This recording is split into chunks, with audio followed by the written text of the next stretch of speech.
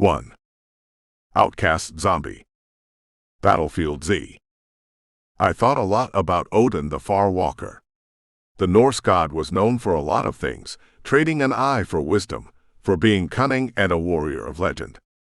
The reality of what I was had me seriously contemplating some of my choices of late.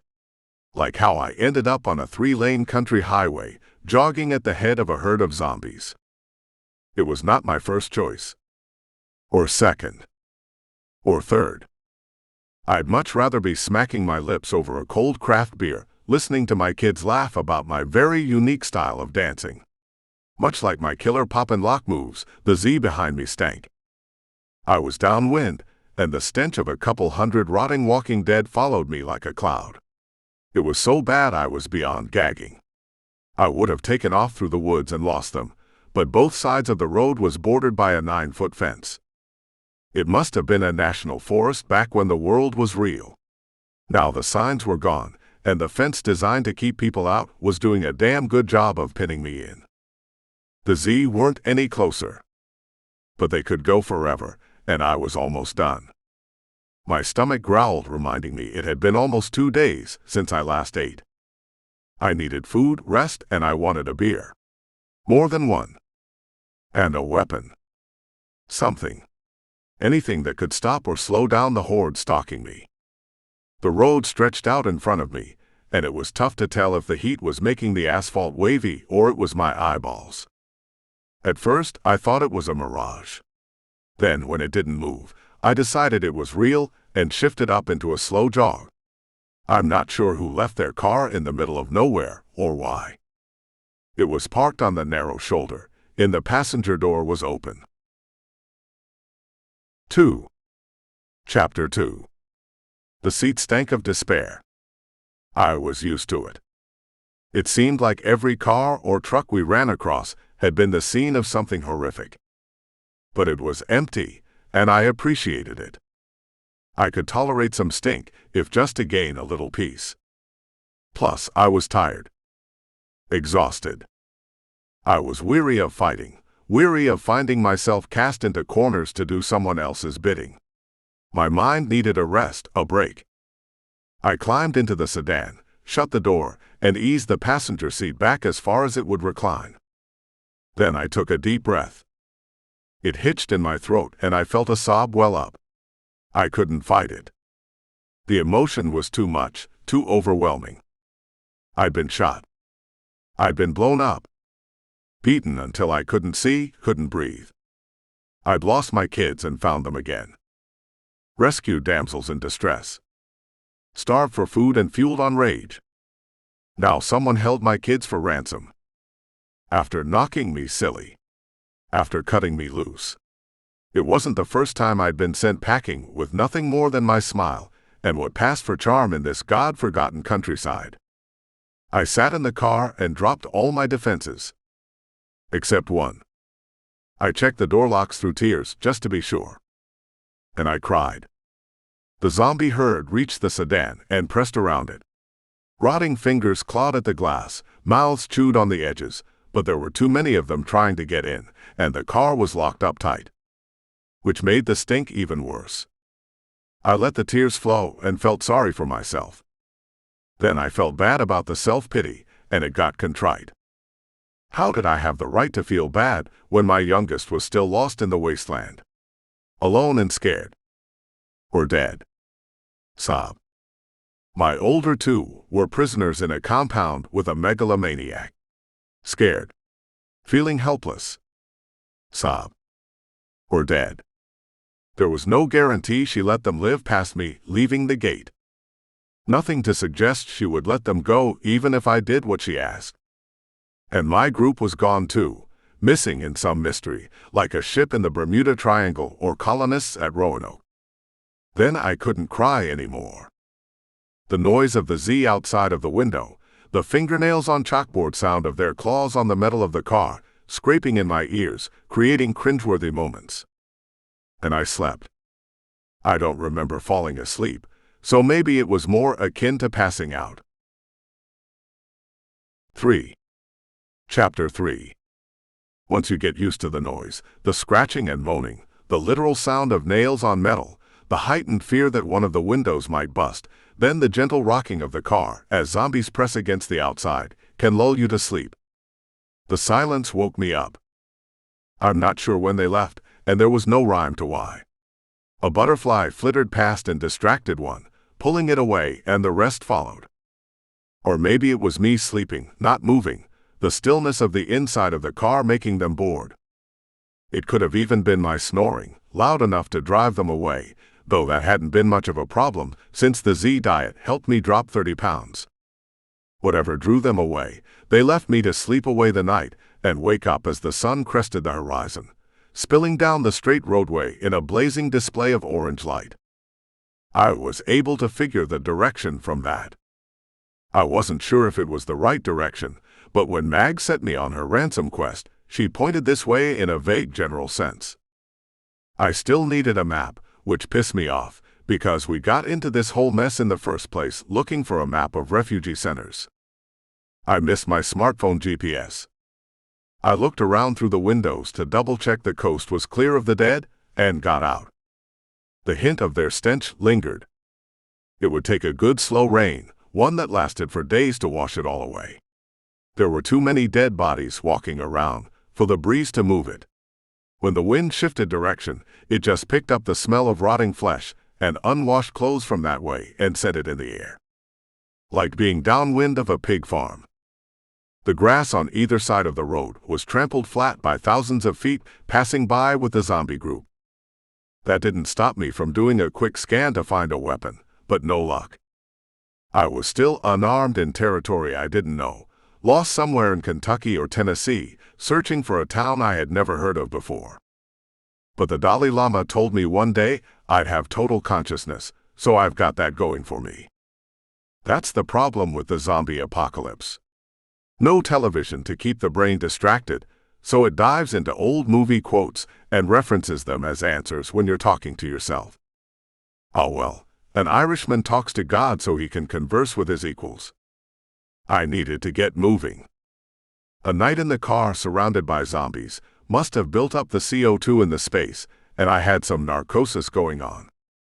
I started walking, and it felt good. I was too hungry to run, but I walked faster, and it spilled over into a jog. Since the J in jogging is silent, I jogged for about an hour when the fog in my brain started to clear, or if not clear, at least recede enough to notice the fence was gone, and there was a well-worn trail to the side of the road. Next to a trail was a gray-haired woman copping a squat. She smiled, waved, and lifted her rifle to point at me, all the while not breaking stream. I thought that was pretty impressive. Enough that I kept my distance while she finished and turned slightly away so she could stand and lift. I'd seen a lot of female runners drop true trailside and shoot a jet stream, so I wasn't immune to the sight. I'd never had one pull a weapon on me, though. "Morning," she called in a cheery tone. I turned around, and she still had the rifle aimed at me. "Morning." Out for a run. She had green eyes that twinkled under iron gray hair, with hints of black undertones, pretty still in her advanced years. I pegged her at least a decade older than me, which would put her short of 60, but not by much. She had on layers, so she was experienced or just smart enough to survive. "It's a beautiful day for a run." I glanced up at the sky. "Anything chasing you?" She didn't look down the road to see what, if anything, was behind me. Her eyes were locked on mine. I would have been flattered, but she was making sure I wasn't a threat. Or trying to decide what kind of threat I was. Chapter 4. What they say about best laid plans was true. "If you move, I'll blow your head off." I froze on the side of the road in the middle of the woods, and did exactly what she asked. "What else have you got?" Was she robbing me? Poor little old me, in the middle of an empty sunlit road. I showed her both of my hands. Nothing up my sleeves. No food. Nothing else. A tiny figure stepped forward of the forest. It was wrapped head to toe in a poncho, long pants, long sleeves, and a baklava. What kind of idiot goes out in this world without a gun? I shifted my eyes a little to see better, lifted up 2 thumbs and pointed them at my chest. "This guy." She looked away then, up and down the road to see if I was lying about being alone, lying about being chased. "I've got back up," she told me. That made the hair on my neck stand up. She let out a low whistle. Something huffed in the bush next to me. All I could think was bear, and that scene at the end of Legends of the Fall, when the bear comes out of the woods and attacks Brad Pitt.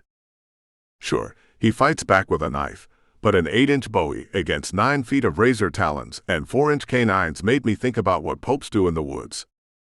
And emulate them. But it was a dog. Not even a big dog either. A border collie mutt with 1 blue eye, 1 green eye, and a spot on the fur on its back, darker fur on a dingy white coat. It sniffed at me and huffed again. Do I offend? I gave a sniff back. The dog wagged its tail, and the woman noticed. "She likes you." "I'm easy to like." "Are you?" She said it like she didn't expect an answer, so I didn't give one. "Dogs can tell you a lot about a person," the woman continued. "Whether you can trust them or not. They're like lie detector tests. Something about the way you smell." I almost made him sneeze, so it might give you a false reading. "Her. It's a she. She got a name." She paused for a second, like it was a state secret, and she was gauging my worth to earn sharing it. Guess I passed. "Kenji." "I like it," I told the woman. "Hi, Kenji." The tail thumped against the ground, and Kenji took a couple of steps out of the underbrush and closer to me. I held out a hand and kneeled so we were closer to eye level. The barrel of the woman's gun followed me down and stayed there. If she decided to shoot, I wouldn't have far to fall. "Hey, pup," I cooed. The dog lowered her nose and took a tentative step forward, sniffing. Measuring me, I guess. "She's been through some things," the woman said from by the tree. "Haven't we all?" Kenji reached my hand, gave it a good nose inspection, then offered a gentle lick with her wet tongue. I stroked the fur back from her face, slow and steady movements. She decided she liked that enough to let me pet her back, and I added some scratches for good measure. Just like that, in the way dogs do, we were old friends. Not quite to the belly rub level yet, but I got to run my hand along her coat and spine, scratching and massaging her while her tail turned her body into a vibrating mass of canine muscle.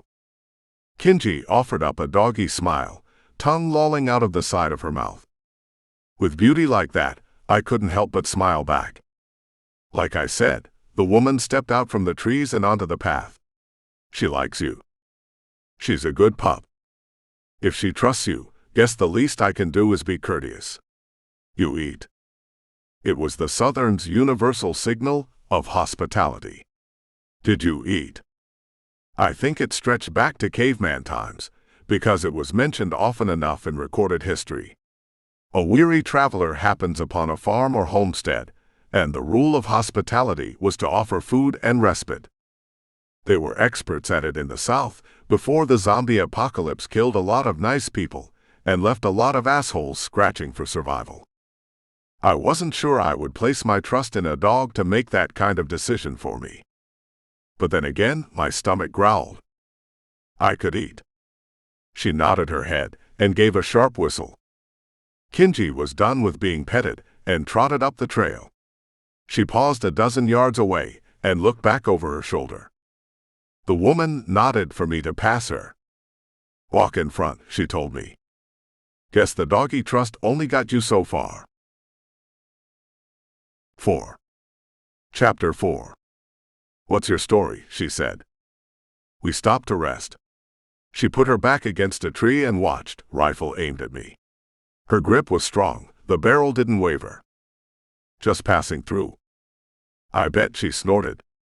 "Lot of that going on. How did you miss the scrum?" "Is that what you call the Z's?" "Z. Zombies. That's what I call them." "Yeah, I heard them," she snorted. "Heard. Get it." I gave a small laugh of appreciation, and she seemed to like it. The rifle barrel dropped by 2 inches, still enough to swing up and take out a chunk of me, but I felt like it was progress. I've seen 4 or 5 big ones like that, she continued. Don't know where they're going. Where does that road lead? She gave a quick glance over her shoulder. It leads to a town. A couple of small towns, actually. I wondered if it was the town I was searching for. Get moving, she told me and pushed off the bark. I did what she said. After all, she was armed and I was not. But I thought about that road and where it might go. And I thought a lot about the zombies that were between me and wherever it might lead. 5. Chapter 5. The sound of our footsteps crunched through the leaves on the game trail that didn't look well used. I could feel her watching the back of my head, just like I watched the dog who trotted several yards in front of us. A good early warning system for anything that might be in the woods. Before all of this, we had a Muslim problem, she said. I didn't correct her. It wasn't a Muslim problem so much as an extreme fundamentalist problem, and it existed in every religion. But I knew what she meant. Now, no one gives a shit what you believe. It wasn't easy to glance over my shoulder to watch her while we walked, head on a swivel to check my steps too. Lucky for me, the trail was just packed dirt and overgrown bushes that drifted across the path. I ran into a cult or two who cared very much what we believed. She waved it off. Nuts, she said. Takes one to know them. She tapped the side of her head with a finger and snickered. A clearing opened up in front of us, a meadow in the forest where nothing grew except grass. It was easy to see how people in the past must have come across these spots in the trees, and their mind instantly drifted to the supernatural. The trees formed a natural barrier in a wide oblong circle, but none grew in the opening. Maybe a long time ago, it had been a homestead or some Native American ritual site, and the clearing carved out of nature stood a test of time. Maybe it was the soil, something acidic in the dirt that made it unreceptive to Tress. No matter what it was, though, this woman had made it home. A fence was nailed to the trees, running the perimeter of the camp. A simple shed cabin made of cast-offs and patched with wooden parts stood in the center. There was a fire pit off to a side, and a double-barred entry to get in. It looked safe. And homey. People would think I was nuts being out here by myself. No one understands the hermetic lifestyle. I understood. There's an appeal to a cabin in the woods, self-sufficient and solo, that's drilled into a generation of middle schoolers with the introduction to Thoreau.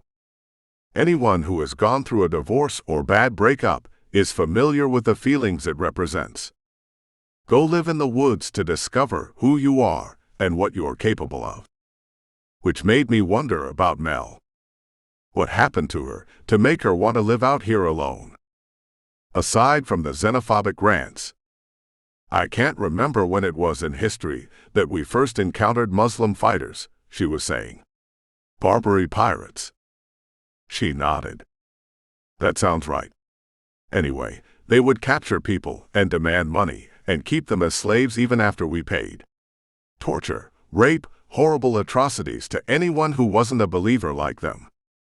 She motioned me toward the gate, then made me stand back while she worked the latch. I've got to know your name before I invite you in, she said. Like a vampire? I grinned. Can't cross a threshold without an invitation. That made her smile, a sad smile. I loved vampires, she said in a soft voice. Before I found out zombies were real. That sobered us both up, and she pushed open the fence. I'm Mel, she motioned me in. I didn't hold out a hand to shake. It didn't feel like it fit the situation. Mel shut the gate after Kenji padded through and went to sit in a worn spot next to a camp chair. I took a squat on a log laid in front of the fire pit and waited while my new host watched me for a few seconds. When Jefferson decided to stand up to them, he created the Marines. They had the right idea. They met the barbarism of the Muslims on equal measure, and worse. They would be on a ship that was attacked, beat the pirates, then follow them back to their village and kill everyone. It didn't take long for that reputation to spread, and the Muslims stopped attacking American ships. Her history was mostly right. But it was history. 200 years ago. I could name 1,000 examples of other religious extremists from every corner of the globe. Hell, I could list off a couple of really bad examples of terrorist acts committed by white people on U.S. soil. But I didn't argue with her. 1. She had a gun on me. 2. You can't argue with people. Most people are convinced they are right in what they believe, no matter what. You can bring up logic, history, science, and dozens of other proofs to show they are wrong or mistaken or misled, and they will nod and dismiss you so they can continue to believe what they want. Mel had a bias. Which was fine now. I didn't know if Muslims still existed. The living conditions in third world countries would make them ripe for a fast-spreading zombie plague. She could hate on whoever she wanted to hate, so long as she let me go. The Muslim problem we had could have been solved with Greek tactics. What do you mean? The Greeks would attack a village, kill all the men, and kidnap the women and children as slaves. They would bring them back to the city-state and incorporate them into Greek culture and society. If we would have done that, we wouldn't have had the problems we had. You're blaming Muslims for the zombie plague. She sat in the camp chair and laid the rifle across her legs. Still pointed in my direction. Hand still on the stock, finger touching the trigger guard. Mel looked tired but ready. The gun was still steady, so I kept my distance and waited. I don't know who to blame, Mel shrugged. But someone told me it was a Muslim chemical weapon that caused it. And it's a salt-the-earth tactic, wouldn't you agree? If it was brilliant. Release a chemical weapon into the American heartland that turned the population into zombies. Then seal the borders while your enemy destroyed itself. The survivors would kill off the zombies until there were a few of each left. Then soldiers could sweep in and do a mop-up operation. That was something I would have to think about. I didn't know if it was a terrorist act, but no one knew what started the zombie menace. From a tactical standpoint, it was brilliant. Let your enemy rot and die from within, then come in and claim everything. It made me think there might be bigger wheels at work than we knew about, and made me wonder about the rest of the world. My brother in California. The East Coast and across the pond. Those third world countries I had thought ripe for infection just a few moments before, now had me wondering if this wasn't a grand scheme to knock the U.S. off its perch as a superpower. Then I remembered my purpose. I'm not a big man in the machinations of political realms. I voted in the major elections, and that was pretty much it. I cared about the environment enough to make small changes, but still drove an SUV, and mostly as a single occupant. Sure, I biked sometimes, but other drivers made biking dangerous. My role in the world before the Z was insignificant. Like most people, we grow up, get a job, pay taxes, have kids, and eventually die. It's sad, but the main purpose of most people is to have kids and pay taxes. They have a small impact on the world around them, their towns and cities, but 99% of the population is not going to make a big difference. So, people focus on what they can. Family. I didn't know how or why any of this happened. All I knew is I could make a difference for my kids. Like helping them survive and keeping them safe. My purpose was this mission. And the one after it when I got the kids from Mags. And the one after that when I found my youngest. That was the most important thing. If I had to adopt some Greek tactics and salt the earth to save them, so be it. There was always a cabin in the woods to go find and survive. 6. Chapter 6. I think everyone deserves to wake up next to someone who loves them. Not just love though, someone who is excited to be waking up next to them. Happy to be in love. Maybe that was my problem in my marriages. I had unrealistic expectations of what happiness should be. I would often rise early, put on a pot of coffee, and make a cup for my then spouse so we could share it together. I would crack jokes, talk about my dreams if I had any, ask about theirs and what the plans for the day were. Neither of them were morning people, and so woke up quiet and seemingly cranky. I took that personally. Maybe I shouldn't have.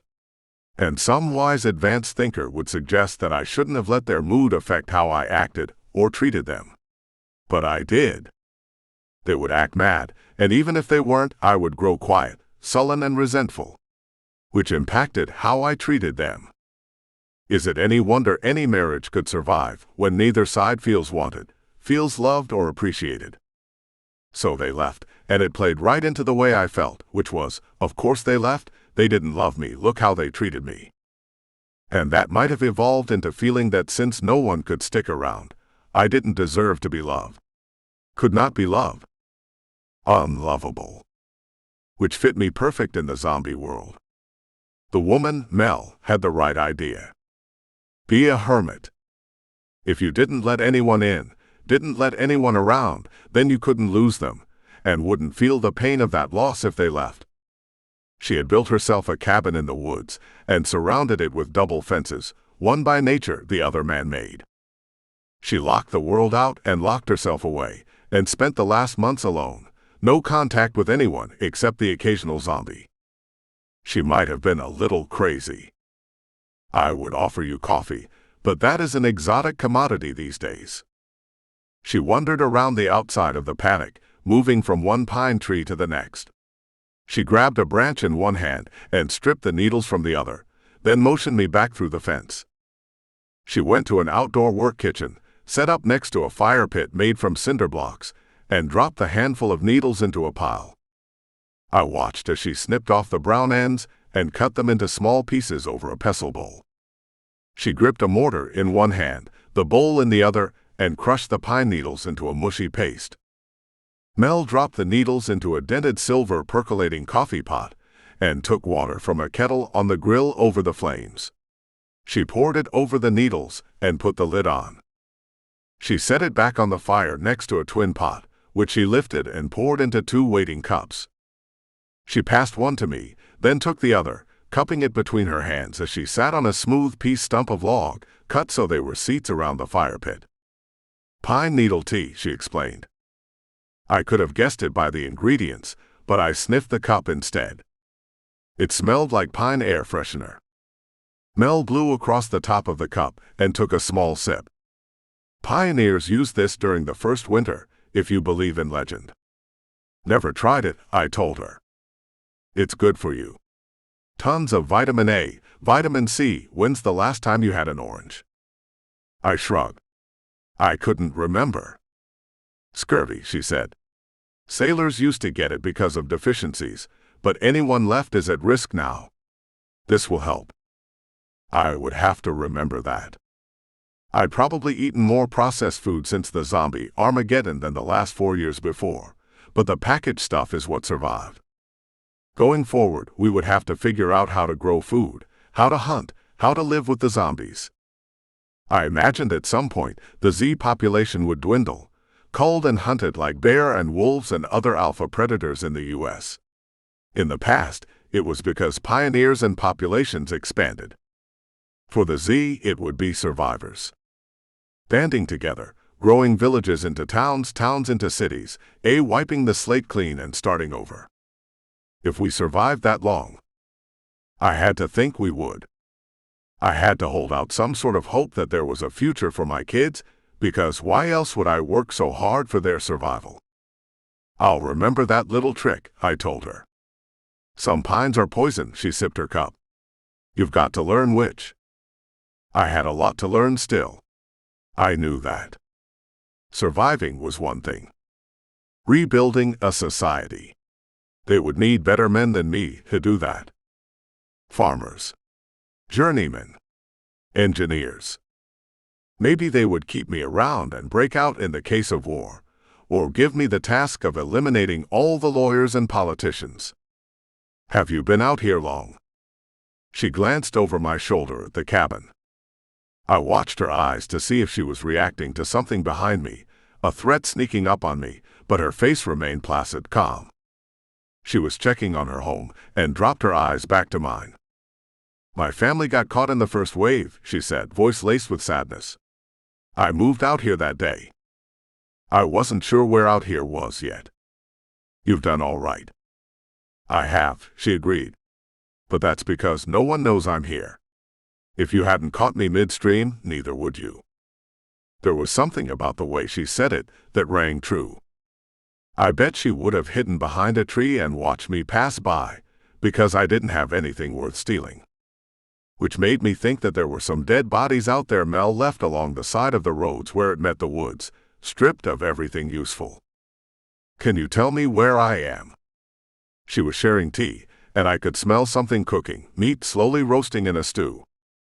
Maybe she would share information too. "Near Free Hill," she said. "Where are you going?"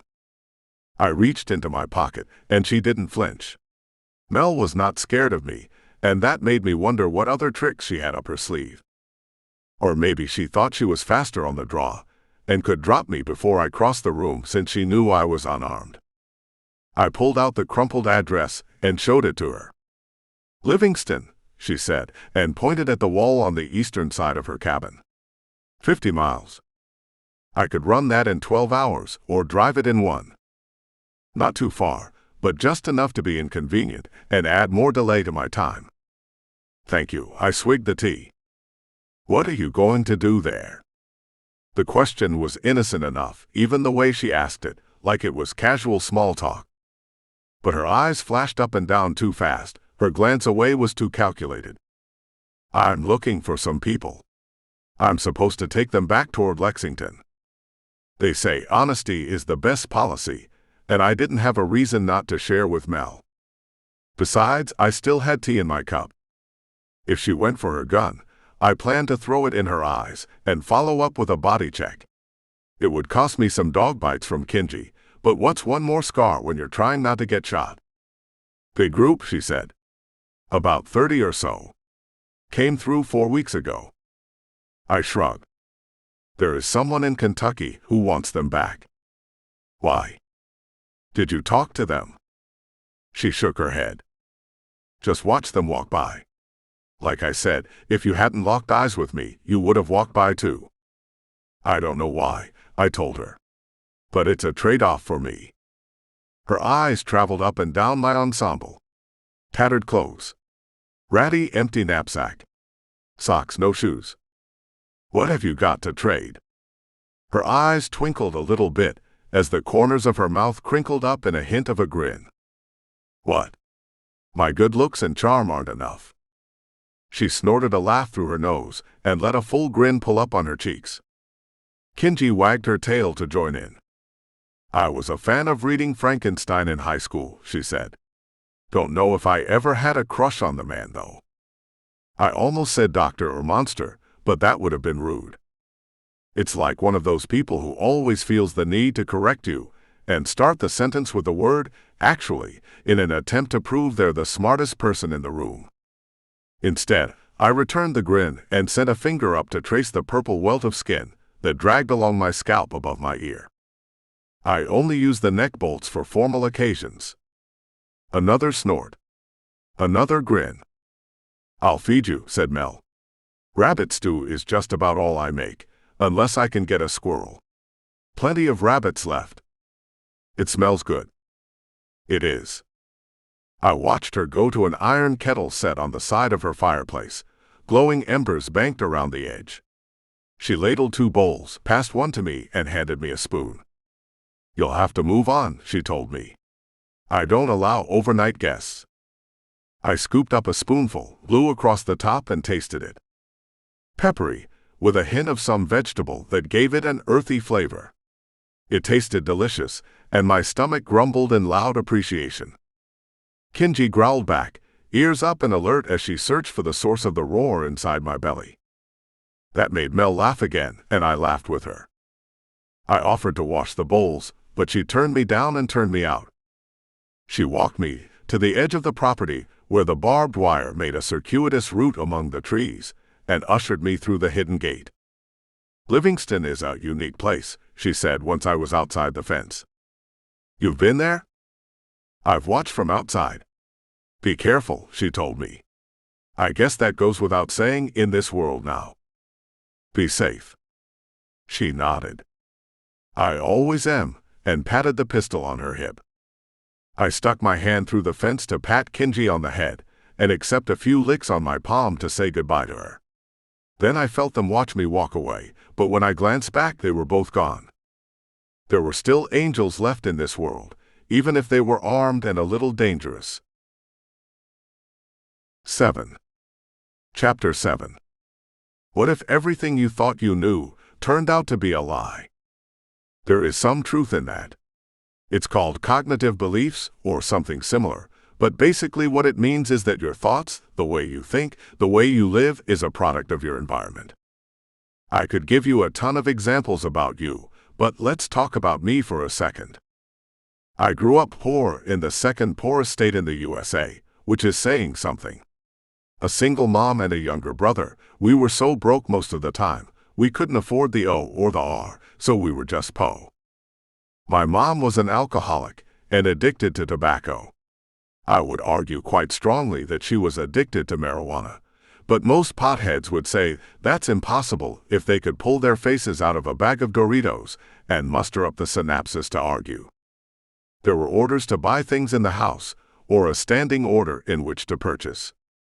Cigarettes first.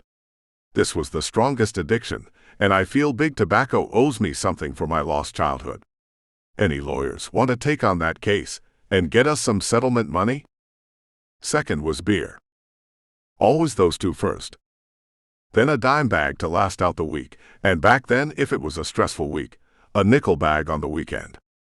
It sounds like such a tiny amount now, $10 and $5, but the minimum wage at the time was just over $2, so you're talking working more than half a day to smoke a joint in the morning and one at night, sometimes two.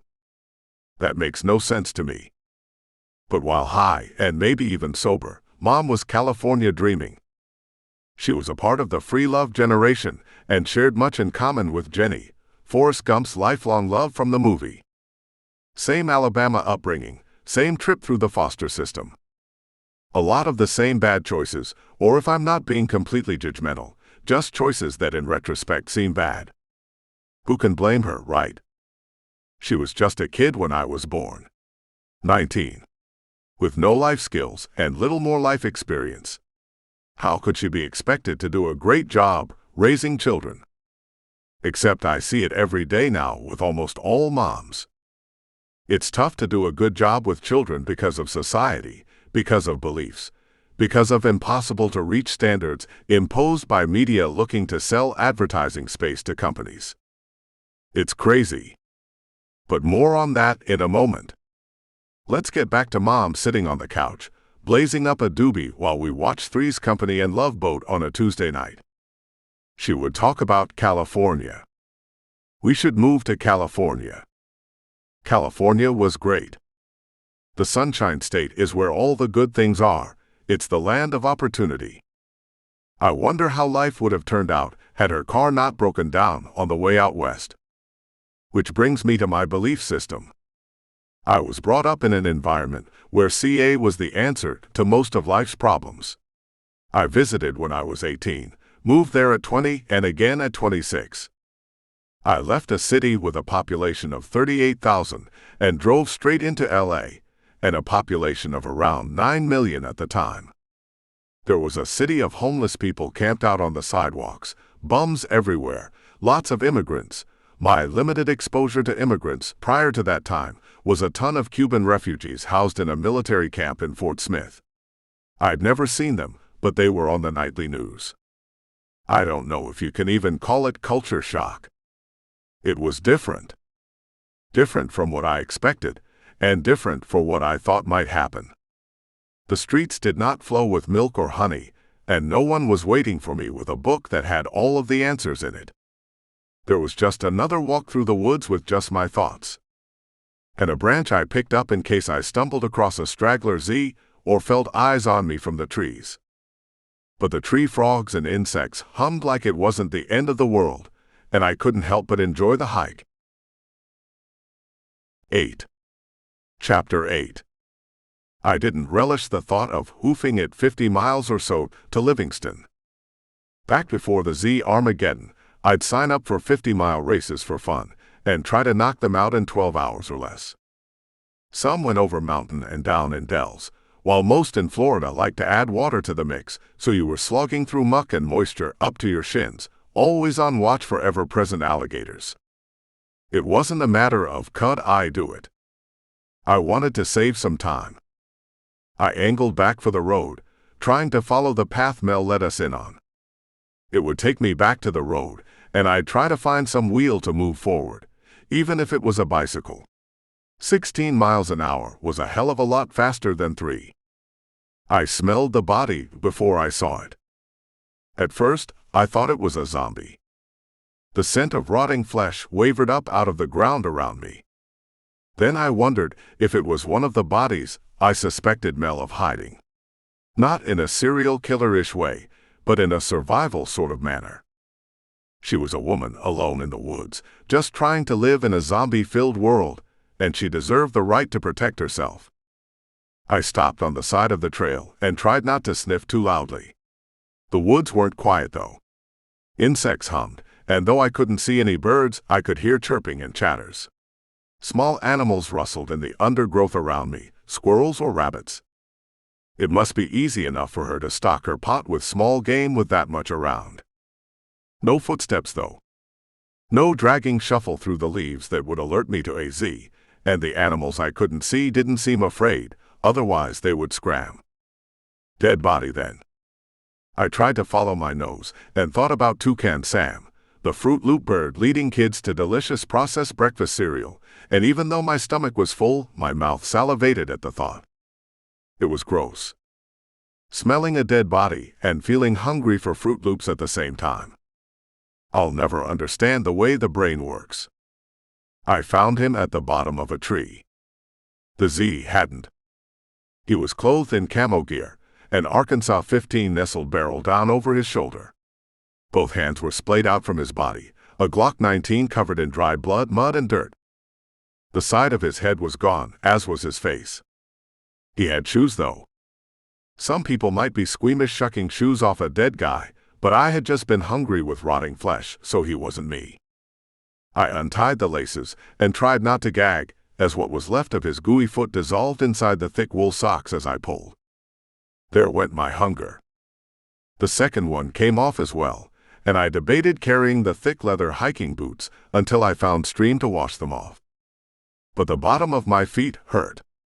Rocks and roots and tiny sharp pebbles seemed to seek out the soles and jab them with merciless abandon. And my stupid feet wouldn't toughen up enough to stand it. I slipped the boots on over my socks and vowed to exchange all of them as soon as I found replacements, and burned the lot of them. They weren't big enough. Damn it, dead guy, I sighed. I checked the body and found a knife, then spent a few minutes cutting out the toes of the boots. Ever smelled stinky feet before? That cloying rotten stench of sweat foot and hard work that stick in the back of your nasal cavity and clings like it was oil. Multiply that with dead guy smell, and that's what wafted out of the boot tip as I sliced off the toe box. I barely held down the rabbit stew and fought hard for the next boot. It worked. My toes hung over the tips of the sole, and there was no way I'd be able to make 50 miles in them, but it worked long enough. I folded the knife closed and clipped it to the waist of my tattered pants, then stripped the body of rifle and pistol. There were 6 shots in the handgun, 8 in the magazine rifle, and no more on the body. Maybe that's why he decided to waste one in the woods. No more ammunition, and he didn't feel like fighting the Z. Or maybe he was bit. I didn't know the guy's story, but he was one more gift on the trip walking through the woods. That's the thing with willpower, I think. I shouldered the weapon and walked with the pistol in hand, finger on the outside of the trigger guard. If you just keep going, everything changes. Always move forward. That was my motto running. That was my motto when I was going through divorces and on the long dark nights when I curled up on the floor in the townhouse by myself and cried from missing my kid so much. Suck it up, a buttercup, and get after it.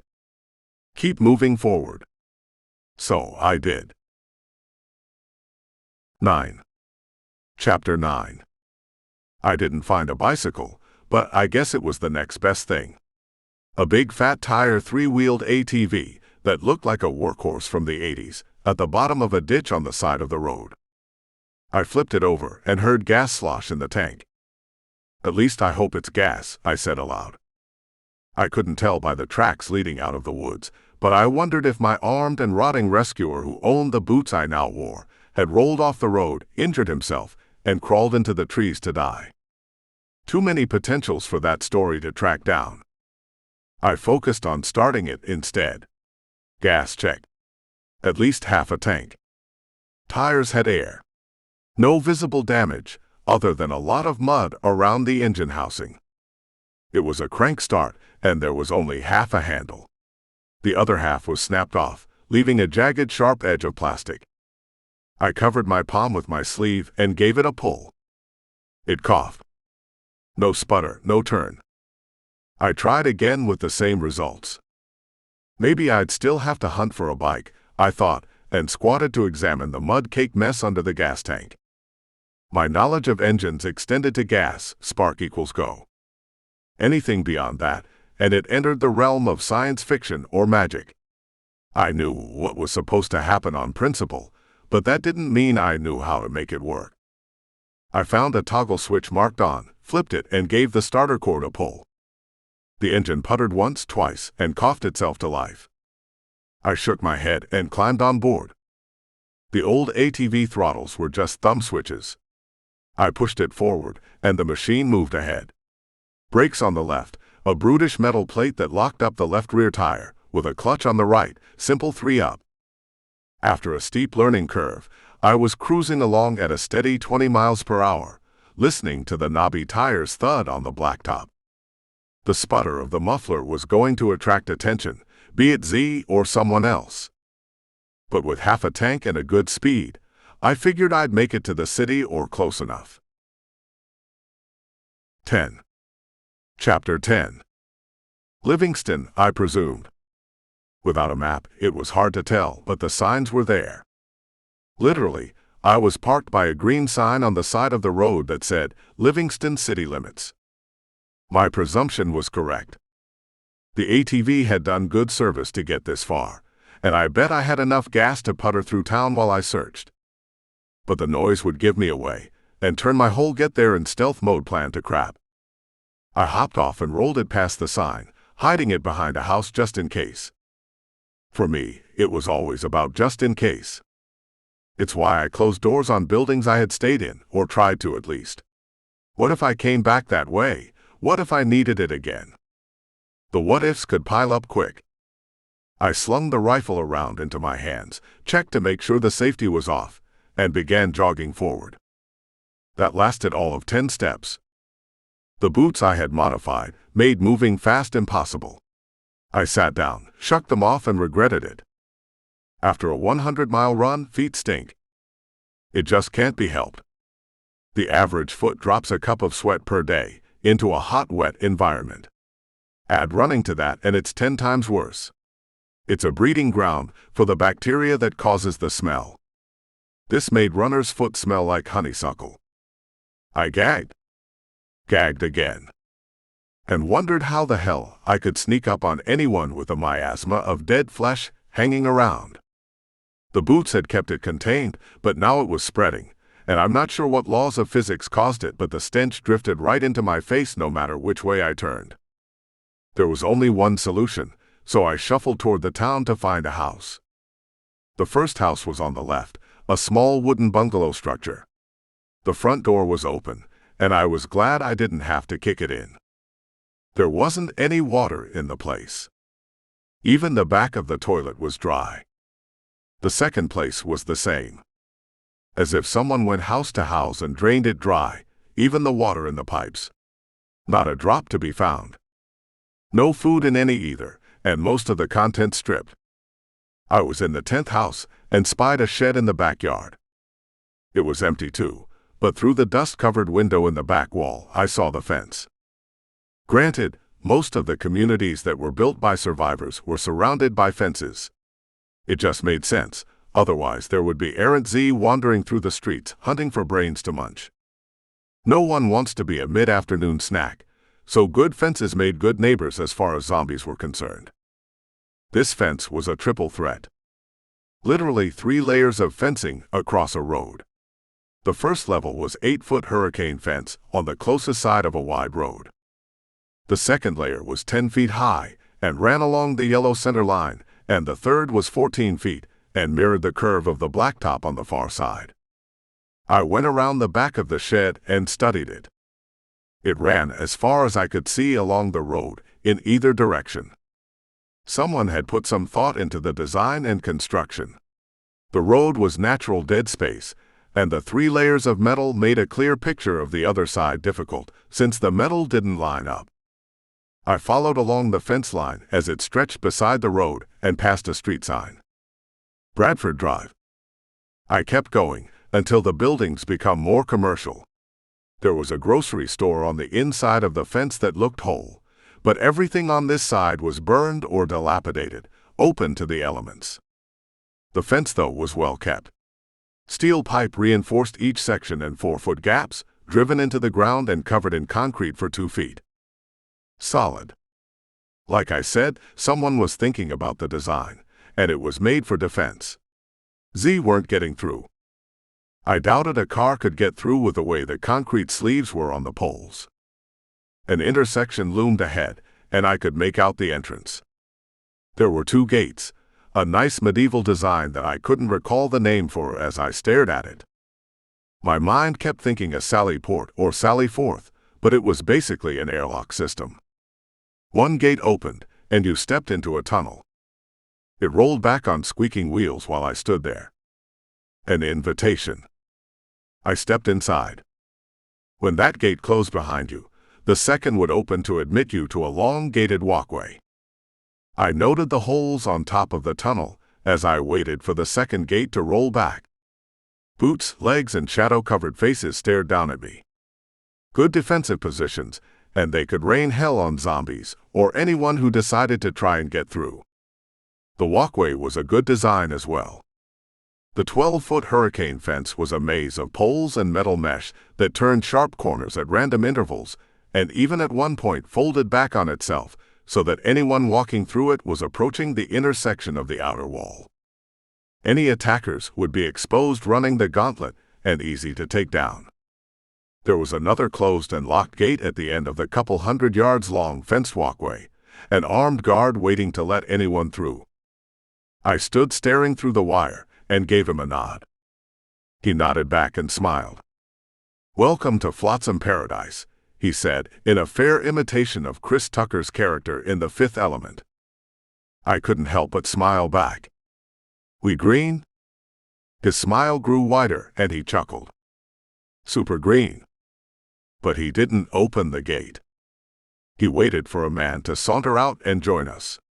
He was tall and lean, a square crow-looker if there ever was one, gangly arms, knock-kneed legs. His pants hung off a thin waist, and his shirt draped over bony shoulders, flapping in the wind. It looked as if a strong breeze would pick him up, and he could glide over the town behind him. His eyes were intense, even though he wore a relaxed and easy expression, mild curiosity woven under arched eyebrows. Mel said we should meet. Mel had a radio in her barn, kept hidden from me. She must have called ahead and let them know to expect me. "We shared a visit," I said. If they didn't open the fence, I wouldn't make it back to the gate. Even if I made it to the first one, they could still stop me there or in the tunnel. Again, I marveled at the design. "Robert, let our friend in." The scarecrow stepped back. I saw his right hand go to the back of his waist as the other motioned Robert forward. His left hand. It looked injured, almost like plastic. The guard pulled a padlock key from around his neck and worked the lock with a metallic clang. He swung the gate back with one hand and kept the other on the handle of the clean Alaska 47 cross strapped across his chest. "Come on in," Robert invited. Scarecrow took another step back as I stepped through, and Robert closed the gate behind me, clicking it locked again. I don't trust a man who wears white shoes. There's really no place for a seersucker suit in a post-zombie apocalypse world, but damn if he wasn't trying to pull one off. Meticulously tailored, hemmed so the break across the tops of his polished patent leather loafers was just right.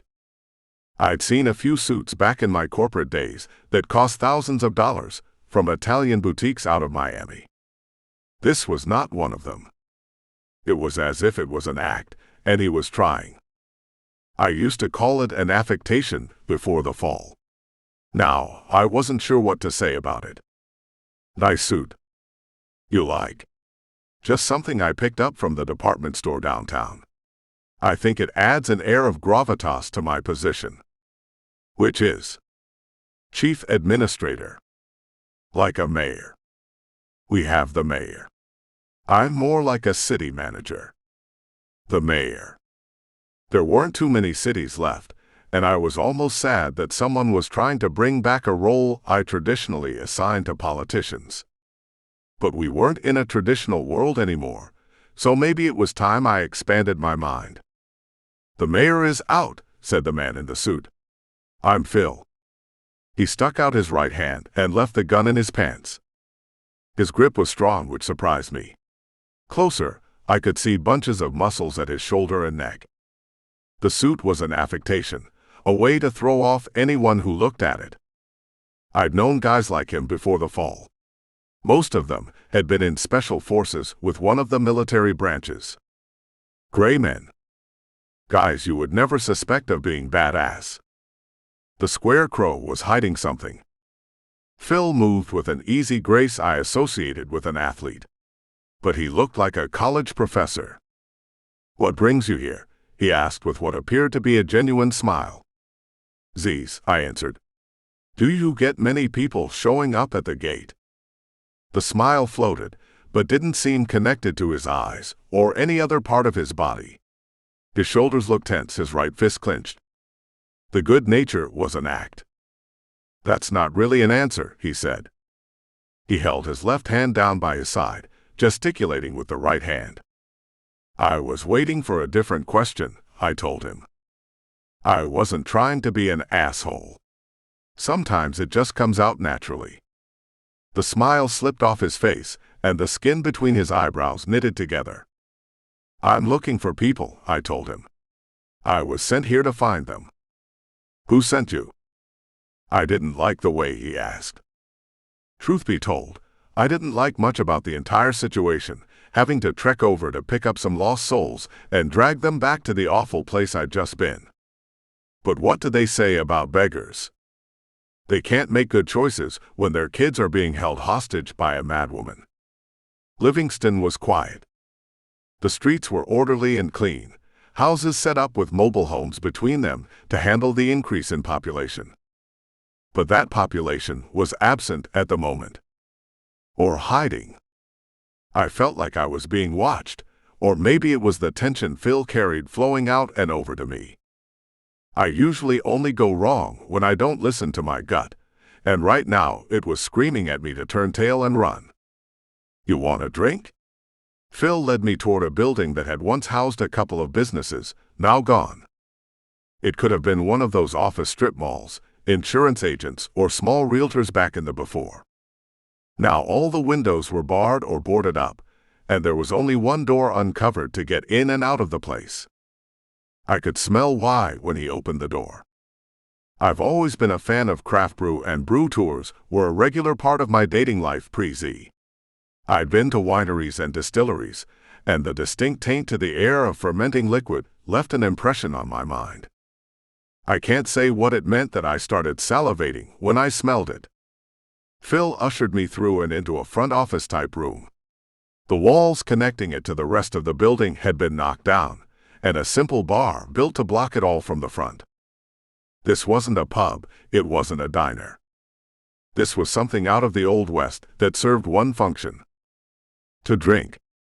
Hey, Phil called out. Come meet a stranger. I'll be back to get you in a minute.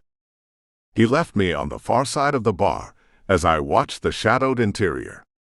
When something moved in the darkness, I couldn't help but feel just how unarmed I was.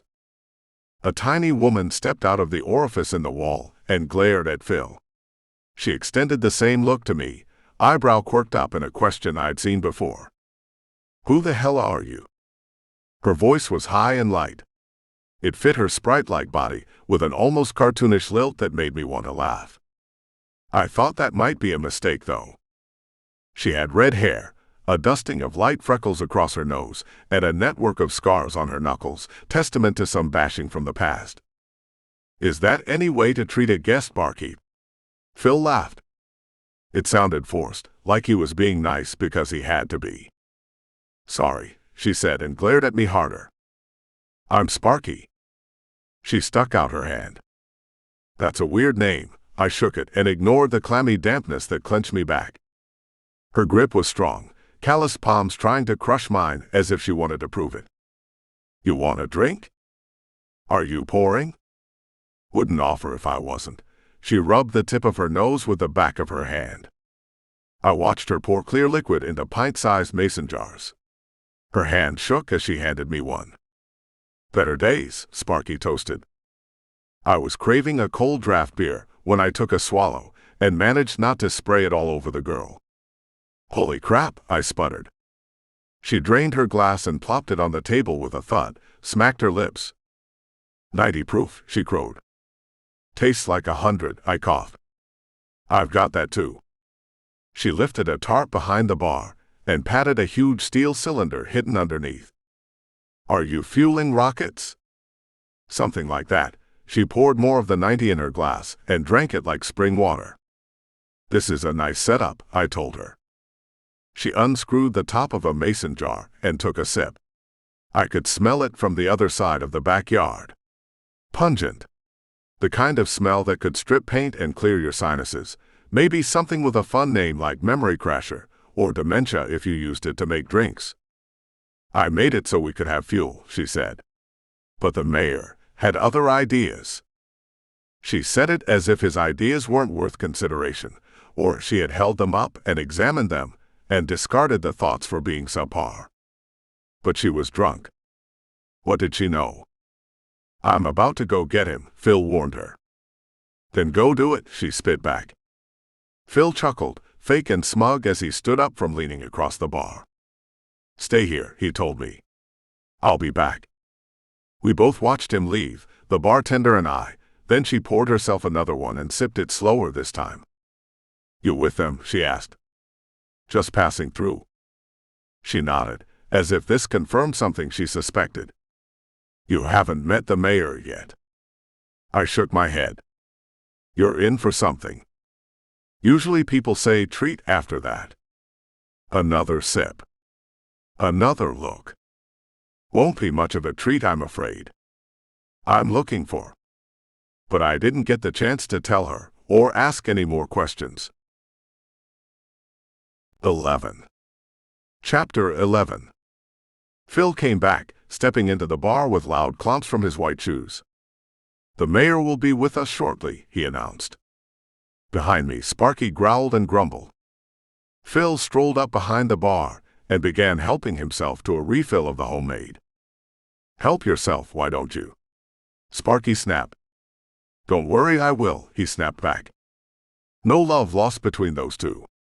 But her eyes flashed when he mentioned the mayor, so maybe she hated him more. There were dynamics at play, and I didn't have enough information to figure out who was what. Phil leaned across the planks and rolled the mason jar in his hands. "Did you watch westerns much before the fall?" "Not that I can say. I've seen a few."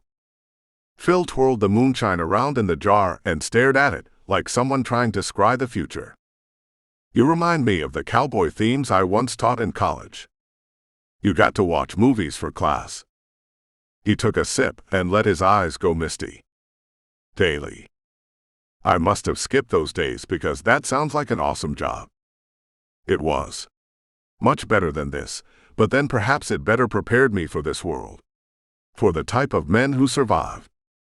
He looked at me then, cold eyes calculating, like he was studying me.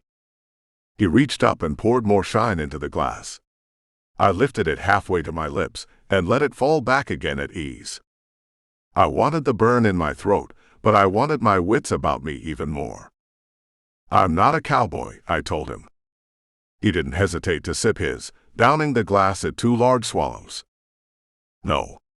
Errant drifter moving aimlessly from town to town, sometimes as a gun for hire, sometimes as a peacemaker. You just described half the population remaining." "There is something about you," he said, the hooch hitting his bloodstream and making his shoulders relax.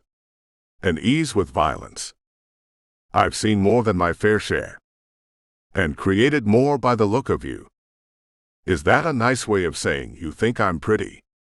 He grinned and poured some more for himself. He reached across the bar and tapped his glass against mine. "You're working hard to create a world where you won't belong." I thought about that for a moment and let the weight of it settle between us like a fog. Was he right? Was I working hard to save my children and build a society that would have no place for me? Once upon a time, before the divorce was final, I considered buying a trailer and living in it. Just an old RV, big enough for me, with bunk beds for the kids to visit. Mobile. Easy to move. My ex said I needed a home if I wanted visitation, so I settled on a townhouse in a small community and liked it enough that I stayed for a few years. But I never really got over the lingering thought of a gypsy life, lived in an RV that moved from campsite to campsite across the country. What a way to explore. This was all before. Now the idea of an RV still lingers, but coupled with concerns about fuel. And who would want to take it from me?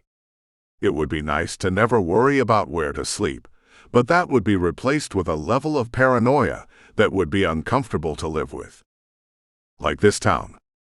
It was a nice place. Well-stocked, well-protected, well-armed. Nice homes lined clean streets with clearly defined public facilities. Food storage. Weapon storage. A lake in the middle for water. Living in a place like this had to make you paranoid all the time, because it's the kind of town a lot of people would want. Bad people. Tough people. People like Mags. I could tell she sent me there for a reason other than what she said. She didn't want me to bring her people back. Either she was coming here and I was a distraction, or there were other things at play that I wasn't aware of.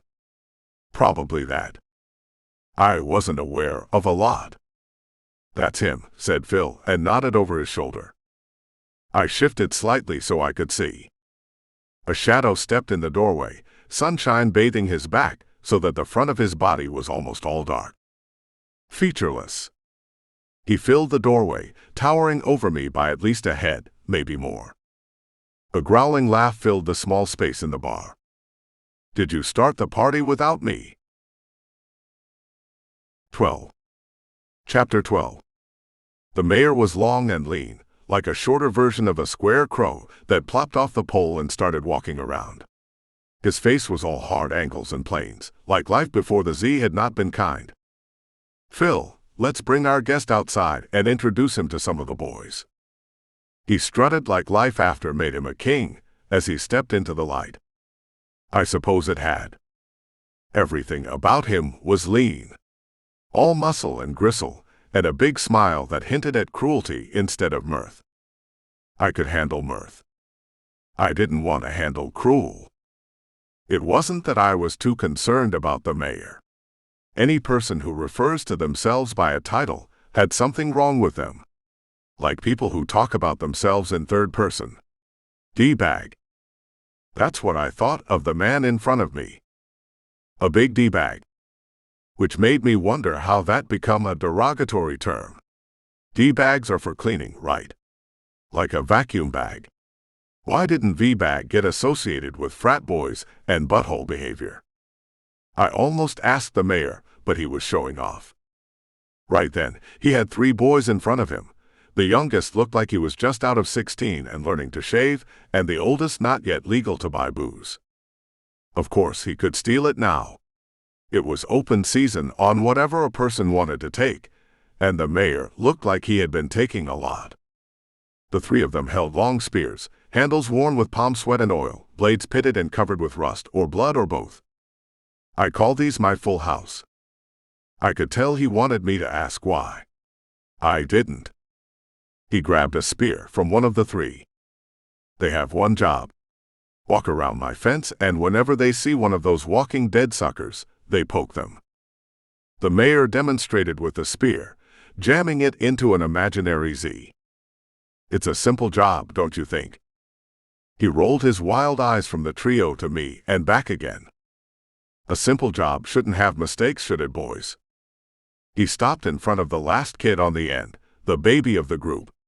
A look enhanced by the quivering lip that started as soon as the mayor's eyes landed on him. He looked a lot younger after that. "Lancers," I shouted. The mayor didn't even turn around. "What did you say?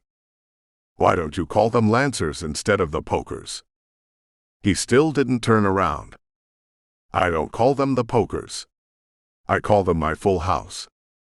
Still staring at the boy with the quivering lip. "The spearman, then?" I wanted his eyes on me. My gut was screaming. "The spearman," said the mayor. "I like that.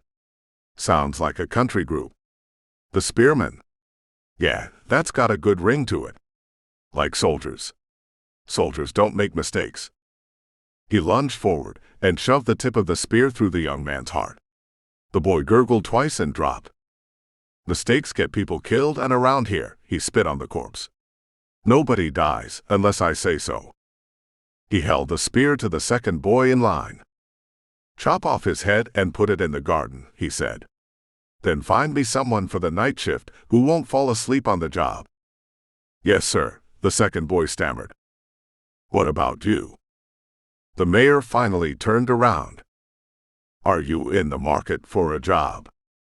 He grinned and made a couple of motions with his hands, one to send the pokers off with a body, the other inviting me to follow.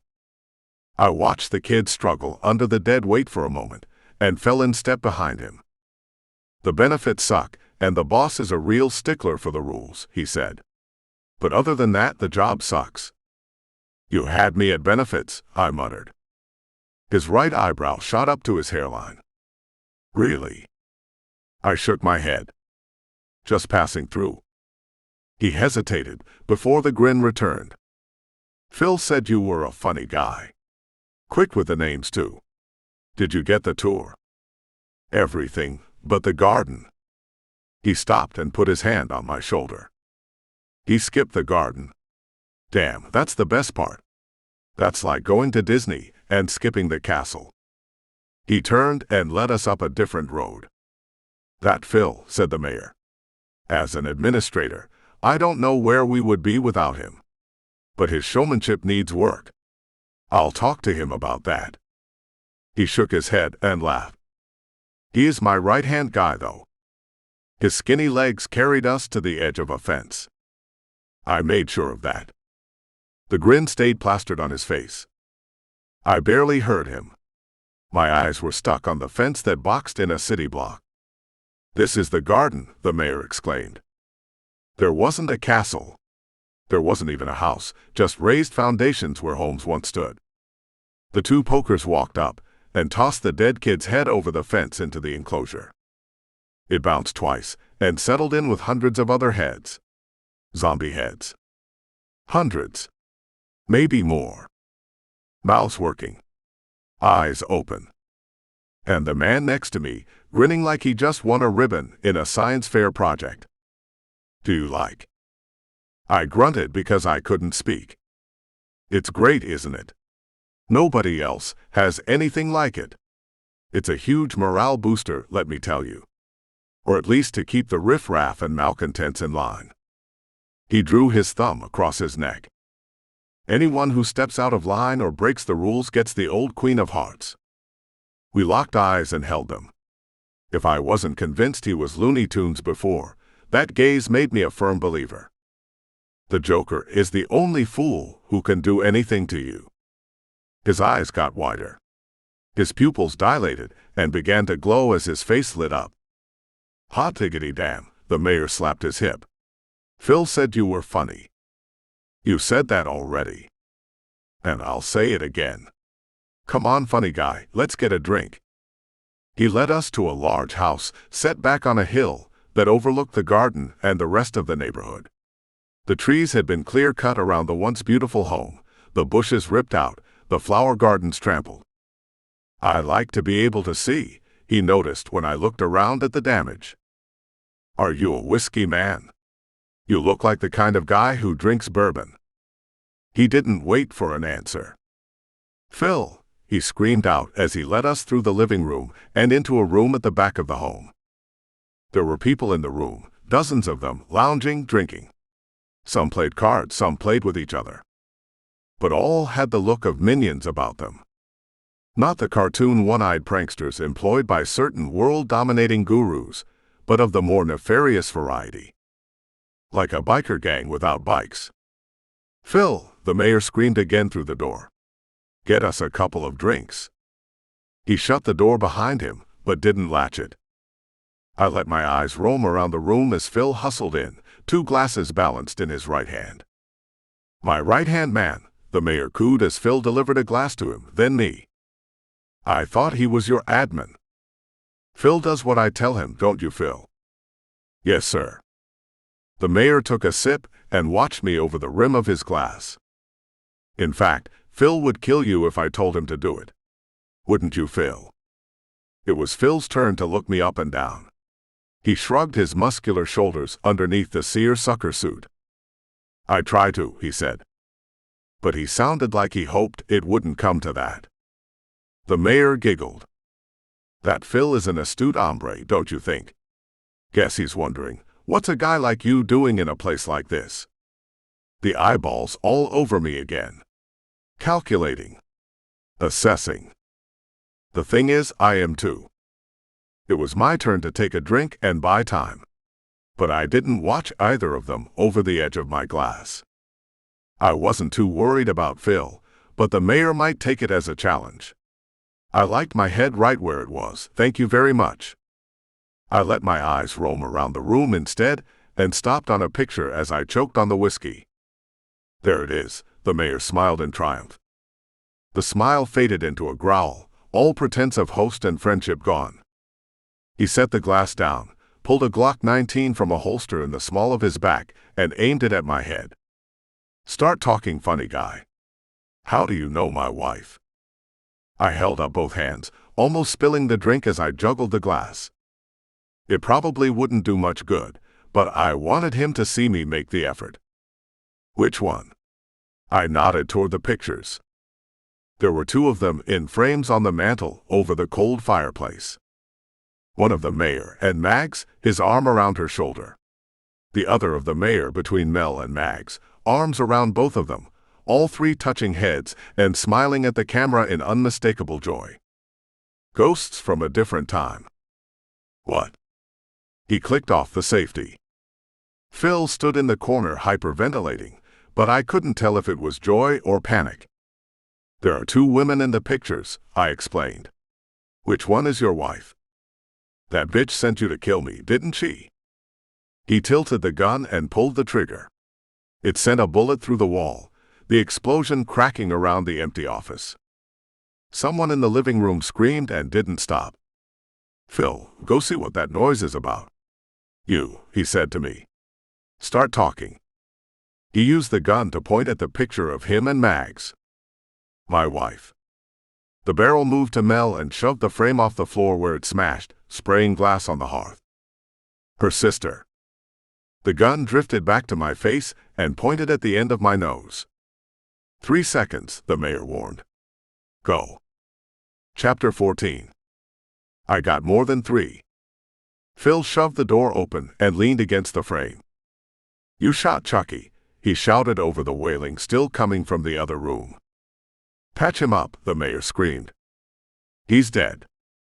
"Then cut off his head and put it in the garden." Phil rushed to comply. The wailing rose to ear-bursting level before the mayor walked over and kicked the door shut. We could still hear the crying, but it was muted to a tolerable level. "Where were we?" He twirled the pistol around his finger. "That's right. You were about to tell me how you know my wife and her sister." "Damn." He noticed I reacted to Mel too. Are those bitches colluding? I shook my head no. She sent me to get people. People? Do I look like the kind of guy that steals people? I thought about the garden and kept my mouth shut. Mags had sent me to kill him. I knew it now, even if she hadn't put it to voice. I was going to do it anyway, because I didn't like a world with the mayor in it. One less risk for them to face. Just not now. He had a gun. I didn't. Then he scratched his head with the tip of the barrel, and I thought he might do the favor for me. Just talk, huh? That's what she said. Phil. We listened to Phil clop across the living room and open the door. You bellowed. Phil. We just lost Chuck, and now this guy might be trying to kill me. This is no time for jokes. Sorry, sir. Phil raised his eyebrows and appraised me with a sniff. Want me to kill him? Not yet, the mayor answered. He wants to talk. Take him to talk.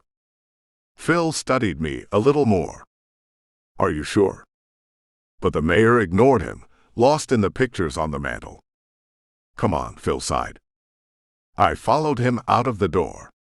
We skirted a giant bloodstain on the hardwood floor. Do you know who you want to talk to? He asked. The mayor looked pretty upset. Just point me in the direction of new arrivals, I told him. I'll sort it out. So he did. 13. Chapter 13. Phil stalked down the road, almost daring me to try and keep up. I was trying to read his body language. The hunched and knotted shoulders, the stomping on the ground. It helped that he was muttering curse words under his breath. Why aren't you in charge around here? I'm the man behind the man in charge, he said. Sometimes that's not enough. I'm just from the outside, I told him. I wasn't sure if I should take a chance. Phil might turn on me, might be more loyal to the mayor than I was guessing. His sister, I said to his back. She radioed you. He froze mid-step. You didn't tell him that. He whipped around. His long, thin hand snatched at my shirt and yanked me closer to him. Did you tell him that? I let him hold me for a moment. I didn't. He let out a breath, but didn't release me. If he knew, he'd kill us both. That's what I figured. Is he crazy? I tried to connect with the admin. Aren't we all? Another nod from me. You could put him in the garden. It came out like a suggestion from me. Just testing the water. Phil held up his fake left hand. Do you know why I have this? Or why I don't have mine anymore? Zombies. The mayor decided he didn't like my hand on his sister-in-law's shoulder. That's it. Just for touching her. What would he have taken if you touched his wife? Phil turned his eyes to gaze in the direction of the garden. There are a few men in there who just looked at her the wrong way. He turned his eyes back to me, and I watched them turn to ice. There are rules. We have rules to keep us safe. You could be the rule maker, I told him. I reached up and removed his hands from my shirt and stepped back. You won't find much help here, said Phil. I see plenty of people here. Truth be told, I had only seen a few. But it was a big town that hinted at people, lots of people watching from behind curtains and closed windows. But we're not like you, Phil continued. We're. He almost said peaceful.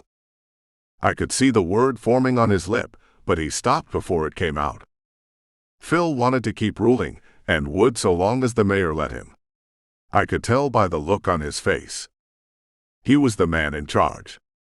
The man behind the man in charge, and like the guy behind the curtain in Oz, maybe Phil thought he could pull strings to make things happen. Which meant I had to be careful. I don't suppose there's anything to be done about it. No, that's not quite right. I suppose something can be done, if only someone will stand up to do it. Phil lacked the southern accent I was used to hearing. He was from one of those places where the accent had been linguistically evolved, out of the voice, no twang, no flavor. Iowa or Kansas, or someplace in the middle before it went too far west. Trapped here when the Z came. Just trying to survive, he smiled. We do what we can to survive. Never has a truer statement been shared. That's all the world was about now. Surviving. I meant you're not from around here. I was at a symposium. Can you believe the luck? He shrugged and let a sad smile linger on the edge of his lips. That smile had loss in it, and things left to mystery. Maybe Phil was a dad like me. Maybe he wondered what happened to his kids, his wife, his town. The life he had back then, gone now and replaced as he acted as some sort of administrator for a biker gang. There was the difference. I went after my kids. Crossed half the country to do it. Phil didn't. I think he hated me for it. They called him a nice guy. The world ate nice guys for breakfast. I used to be called a nice guy. But really, I was a great chameleon. Being nice meant less hassle, because people like to argue about their opinions. As if their thoughts on how to properly prepare a vanilla latte meant much in the world. As if their analysis of some TV show was going to make a difference. Opinions like assholes. All over the place and stinking it up. Before. Now it felt like the same. People were of the opinion that their rights to survive superseded everyone else's. It created a caste system for bullies. To lord it over the weak and those who couldn't protect themselves. Couldn't defend themselves. What kind of symposium? I asked and watched him from the corner of my eye. Nice guy or not, Phil was up to doing bad things. Or allowing the bad things to happen. There was an old saying attributed to Winston Churchill and Gandhi and Abraham Lincoln, depending on the meme of the day. All it took for evil to flourish was for good men to do nothing. Phil was a good man, good at doing nothing. That must have made me a bad guy. And ever since the Z showed up, I was really good at it. We don't rock the boat, said Phil.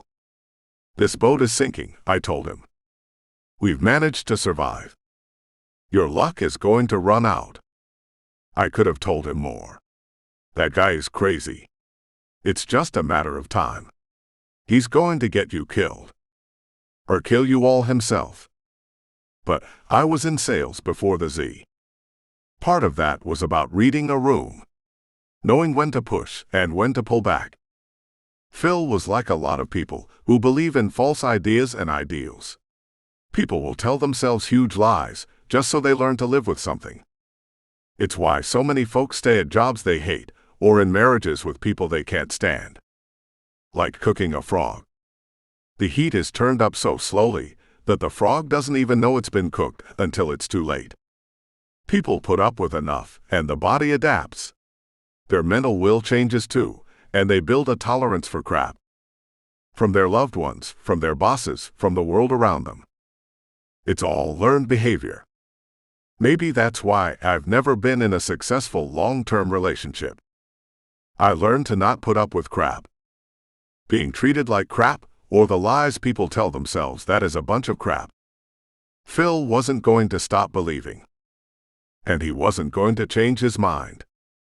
Further talk would be pointless, a waste of breath. It's working, he told me. I wasn't sure who he was trying to convince. I just want to talk to them. He nodded his head, but his voice wasn't full of much hope. They won't go. He won't let them. He would if they asked. But they won't ask. They know how good we have it here. He made a motion with one arm, taking in the whole of the walled city of Livingston. They had it okay. Not good. But better than some. Better than Mag's place, I imagined, though my limited experience with it was them trying to kill me, so I could have been biased. Food, Phil continued. Clean water. Safety. Really, it was all anyone could ask for in the post-apocalypse zombie world. Then why did it feel so dangerous? 14. Chapter 14. This is them. Phil pointed me toward a house, an old Victorian-style two-story with clapboard shingles and a wide porch that carried around the side of the house. I guess he expected me to knock because the mayor's second-in-command kept walking, intent on some other business. I wondered for a moment if it was to go tell. If it was, I wouldn't have much time. Just a quick speak and run. Or a fight if it came to that. If people wanted to leave, I wasn't going to stand by and let them be held captive. Especially since bringing them back would set my kids free. He stopped talking as a teen ran up, sucking wind, wild eyes searching our faces as if deciding what he could say before settling on Phil. They're back. I thought Phil was laid back. But he looked panicked as he shot a look at me and ran after the boy. I debated for a moment and took off after him. I chased down Phil as he raced for the courtyard on the inside of the gate. The run did me good. I could feel the anger ratchet down from volcano to out-of-control wildfire. The sound of an engine filled the courtyard. It was a different gate, another entrance. This one was wide enough for cars to get in and out in a roundabout way. Two guys got out of a black van, idling in front of the closing gate behind them. Who let them in? Phil shouted as he angled toward them. Who was gonna keep us out, little man? The driver smirked. He wasn't too far from his teenage years, lean cheeks that might have filled out if the zombie Armageddon hadn't turned the food chain sideways. And a greasy, stringy ponytail dripping down his back, tobacco-stained teeth in a ferocious fake grin. Go get my brother, he ordered Phil. Get out. Ponytail rounded on Phil and went forehead to chin with him. It was impressive for a little guy to stand up to the tall square crow like that, even if it looked like the start of a bad Laurel and Hardy routine. You don't get to tell me what to do. He doesn't want you here right now. I watched the exchange from too close. Because they saw me and knew I was new. Ponytail tilted his head to glare at me. But he's letting new people in. Phil watched the top of his slick head. He's just passing through. The driver idled over to stand next to me. Is that true, stranger? You just passing through? He was in my bubble. Even before the fall, I was very careful of who I let into my personal space. I traveled to other countries several times and was amazed at the lack of boundaries when it came to getting close to people. Maybe it was an American upbringing, the wide open spaces I dreamed of out west, or maybe I had the type of personality that just didn't let too many people get too close to me, but I had an unwritten rule. 2 feet was good.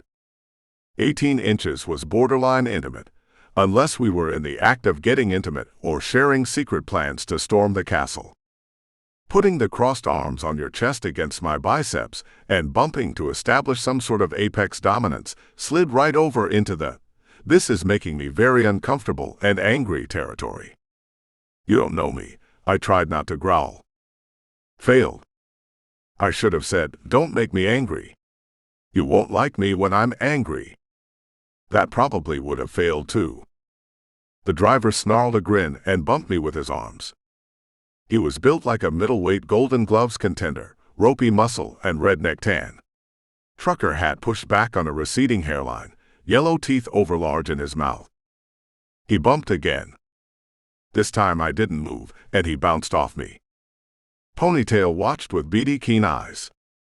You going to let him get away with that? He taunted his buddy. The driver dropped his arms, and a fist snaked out in a sucker punch. I pushed into his chest instead of trying to duck away, took the meat of his bicep against my arm, instead of his knuckles on my jaw, and popped an uppercut that punched the button on his chin. He made a chirping sound as his big teeth clacked together and dropped like a mannequin overturned to the asphalt. Ponytail shouted. It was wordless and loud and pointless, a warning. Maybe he thought it would scare me, or the noise would shock me as he ran the short 10 feet between us. Maybe he hoped I would freeze like a rabbit in headlights, stand there and wait for him to punch me. I'm not sure what he was thinking. And I didn't care. He ran in close, fast on his feet. I sidestepped his swing, grabbed his ponytail and twirled. His momentum carried him in a short arc that ended when his face met the side of the van. I'm not a physics guy, but something about force, mass, and acceleration made a loud bonk, and ponytail plopped to the ground 5 feet from his buddy. He twitched a little as blood pooled from his crunched nose to the gutter. I looked up and caught Phil watching me with calculating eyes. His face was impassive, neither impressed nor dismayed. Like studying a film, I thought. "What did you do?" he asked. I stepped away from the 2 unconscious bodies and tensed up, ready for another fight. "What did you do?" Phil repeated and shook his head. "Come with me." 15. Chapter 15.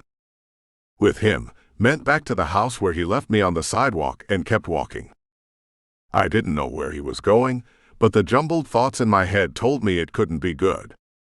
I needed to get in front of Mag's people, get the question out, and get a few of them to follow me back. Then I'd get my kids and get gone. I was thinking about how to steal a car to make the trip faster as I approached the door. Car hopping had become harder the longer we went past Z-Day or Zero Day.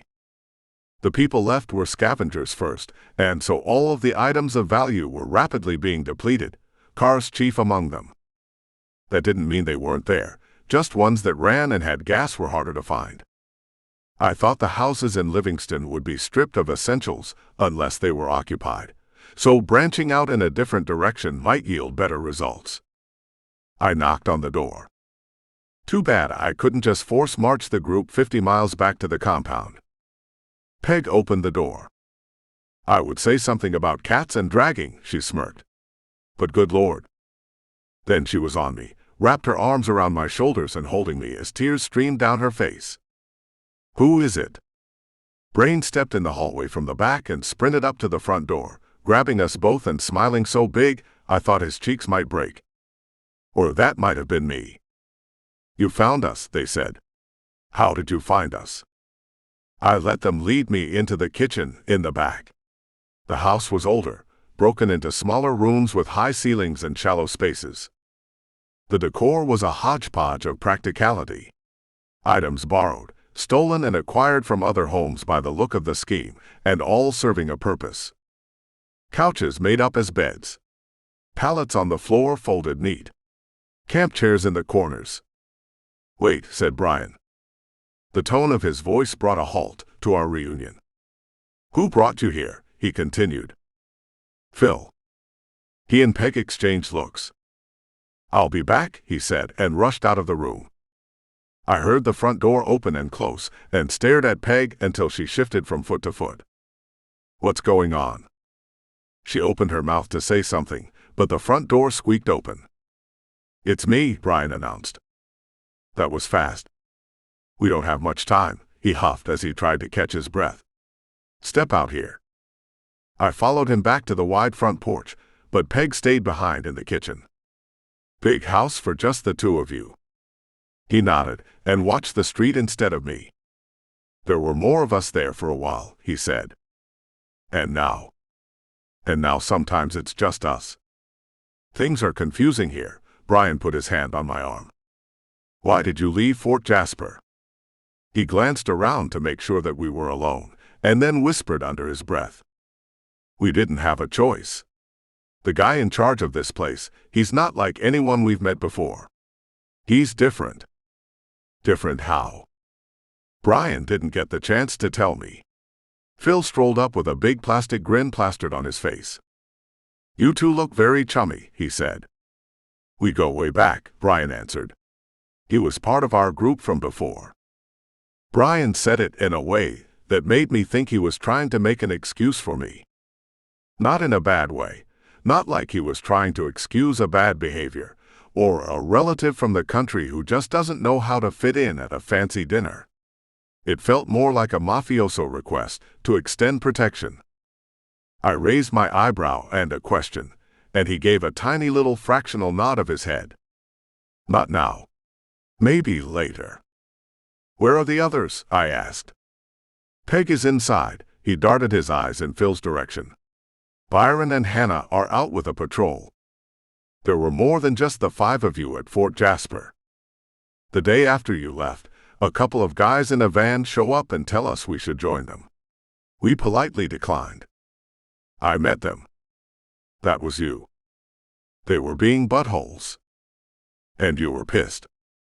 I nodded my head. Yeah, I was pissed. What did you do? What did you hear? You picked one up and twirled him around by his ponytail like one of those metal balls the Olympic guys throw. I don't think his feet came off the ground. Almost, said Phil as he laughed. Brian snickered. Much. You know, this is how legends are made. People lying. Too much exaggeration. Exactly.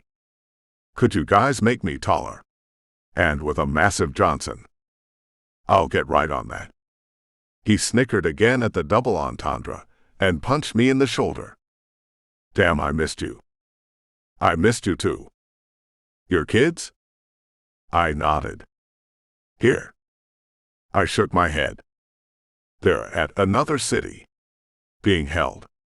What is it with you and crazy people? It's luck, right? You're like a magnet for the mad. It's my face, I pointed to the scars. It pisses some people off. A lot of people. He looked at me out of the corner of his eyes. Could be you're asking for it. Never. You do tend to get involved. Like here? We were walking through the woods and got ambushed. She traded for favors. You could have just found a cabin and spent the rest of the apocalypse there. I was hunting for you guys. He shrugged. I'm glad you found us, but it's still trouble. Did they make you an offer you couldn't refuse? I did it in my best Godfather voice, which pretty much sounded like my Irish accent and my Aussie accent, or maybe a mixture of all three. Something like that. One of them knew Anna. She's here. It wasn't a statement. Phil put his arm around my shoulders and steered me away from Brian. You know, there's someone here who wants to meet you. He has been itching to say hello. You two can catch up later. I didn't turn around to look, but I could feel Brian's eyes boring into the back of my head as he followed us uninvited. He was trying to send me a telepathic message, or some sort of electrical signal through the airwaves that I was supposed to pick up on and automatically know exactly what was going on, what the situation was. But my receptors were off because I didn't have a clue as to what he meant. Where were the other people? There were 60 or 70 people in that camp when I left. Yes, I was mostly worried about my core group, the second family. Where was Anna? Where was Hannah? Why were Byron and Hannah out on patrol? What were they looking for? How long have they been here? Phil walked me down one of the residential streets, older houses lining the cracked sidewalks. Homes built in the time when front porches were still popular and deep enough to offer shade during a sunny afternoon. In California, they called them craftsman style, but in the South they were just called Southern homes.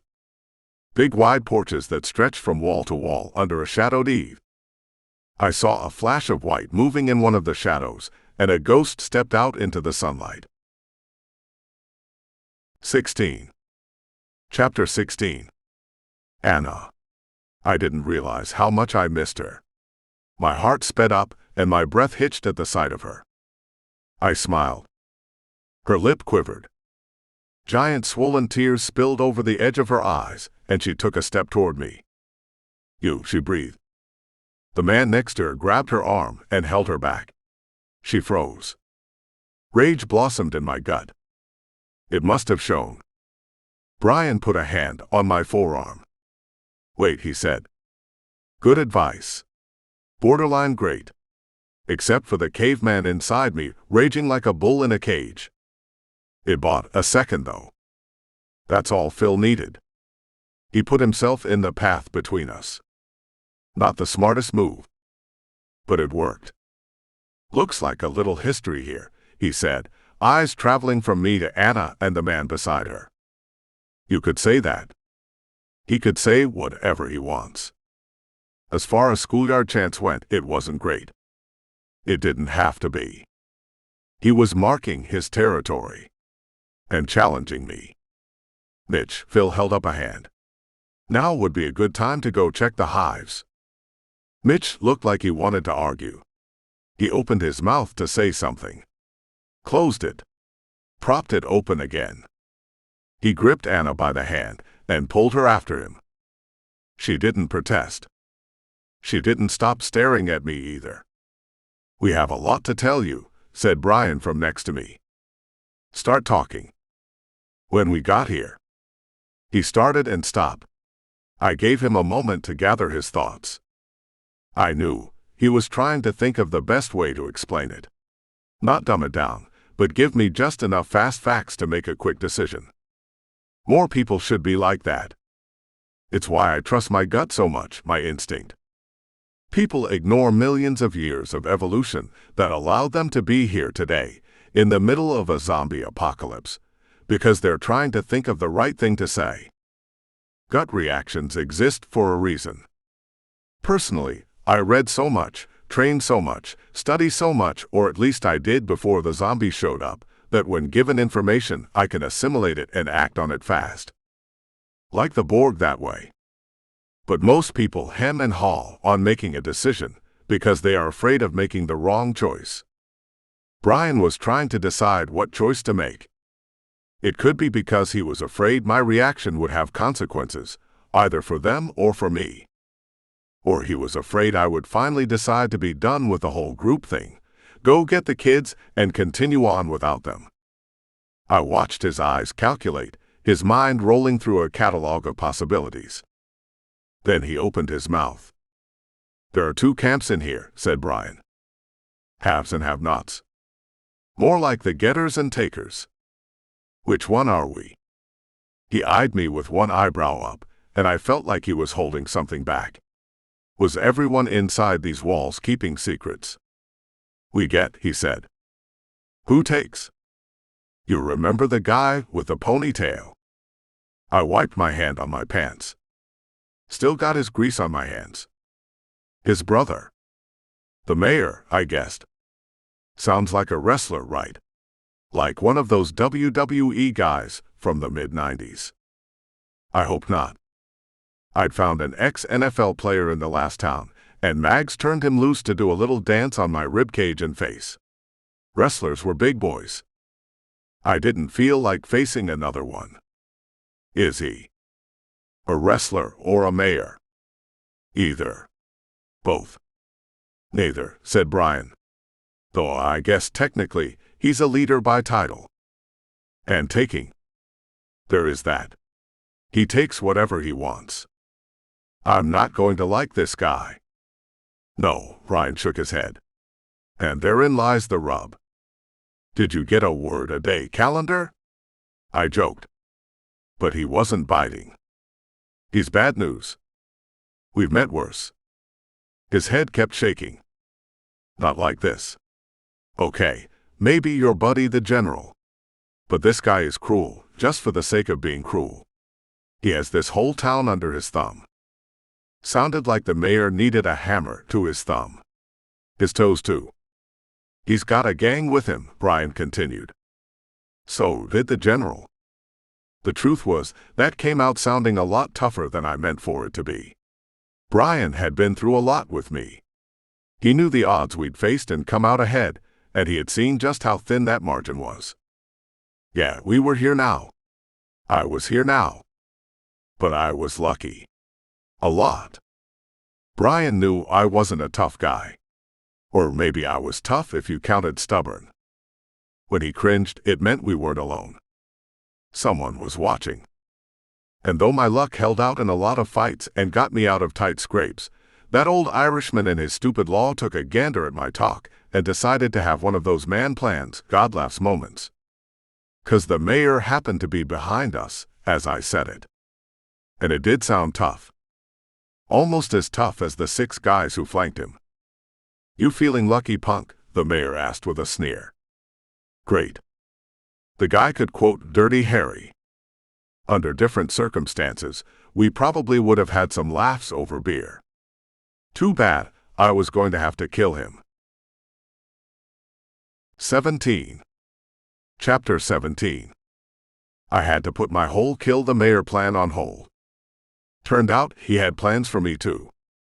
Phil flanked the long lanky man, and I couldn't help but feel like a surreal Dorothy escorted by a couple of brainless square crows as we walked down the street. Phil was quiet. The mayor was quiet. Until we stopped in front of another house, this one a tiny crackerbox bungalow from just after World War II.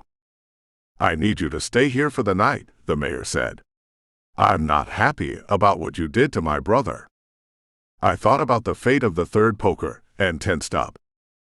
I need to think on this, the mayor continued. Normally, I'd. He drew his thumb across his throat and made a snick sound that lasted several seconds. But Phil has graciously intervened on your behalf. I don't know why. Maybe it's because you make him laugh. Phil's funny that way, aren't you, Phil? The admin just nodded. Maybe he was funny that way. Or maybe Phil was thinking about what I said and saving me to do some dirty work later. Thanks, I said to both of them. It cost nothing to be polite, and I guess they hadn't heard much of that since the fall, because the manners took them by surprise. I could see it on their faces. You may be right, Phil. The mayor shot a quick glance over his shoulder and then back at me. But I may be right too. Did you have to break his nose? He was talking about his brother. He could have looked up. The mayor nodded. Guess you don't feel sorry about that? I'd been in several earthquakes in California before. It's a weird feeling, the ground moving unbidden under your feet, like the world shifting around you. I could tell this was a tectonic moment by the rumble in his voice, the low way he said it. I'm sorry it happened that way. I said it. I didn't have to mean it, but again, it didn't cost me anything. Phil's shoulders shifted behind him, relaxing. Even the mayor relaxed some as he let out a breath. Sorry. I'm glad to hear that. He'll be glad to hear it too. I'll let him heal up tonight, get him patched up, and bring him around tomorrow so you can apologize. He watched for my reaction. I gave him a nod. It seemed to satisfy him. Phil, the mayor started marching away, motorcycle boots stomping on the sidewalk. Phil passed close by and whispered from the corner of his mouth. Stay inside. Lock the door. Then they were gone, both turning the corner and leaving me in front of my new prison for the night. There was a small park across the street, a simple fountain, swing set, and monkey bars you sometimes see in a neighborhood green space. The other houses had porches that let them look out over the grass, and kids playing, had there been any. This house just had a stoop. Bars on the windows, as if the former owner was afraid of anything getting in. I turned the knob on the door and stepped back as it creaked open. Maybe the bars were there to keep something inside from getting out. Turns out the house was empty. Of everything except a chair in the middle of the living room. I turned it around so I could watch the door and shut it. I skipped the lock though. 18. Chapter 18. I heard a knock on the door, almost like a soft scratch, and startled awake. Someone was trying to be quiet. I padded across the hardwoods and peeked through a curtain. Anna stood to one side of the door, hiding in the shadows. Hiding from the door or hiding from the street, I couldn't tell which, but based on our earlier interaction, I would guess the latter. She didn't want anyone to know she was here. I twisted the handle and pulled the door open, hiding in the shadow myself. You. She stepped inside and stared where I was in the dark. You, I answered. She closed the door behind her, and then she was on me, her arms wrapped around me, head buried in my chest. Anna didn't sob out loud, but I could feel her thin shoulders hitch and felt warm tears trace the skin on my chest. I held her close and held her tight, and maybe her hair got wet from my cheeks too. I didn't think you would find us, she explained through the tears. Serendipity, I almost said. A happy accident, but I wasn't sure if I was happy about it yet.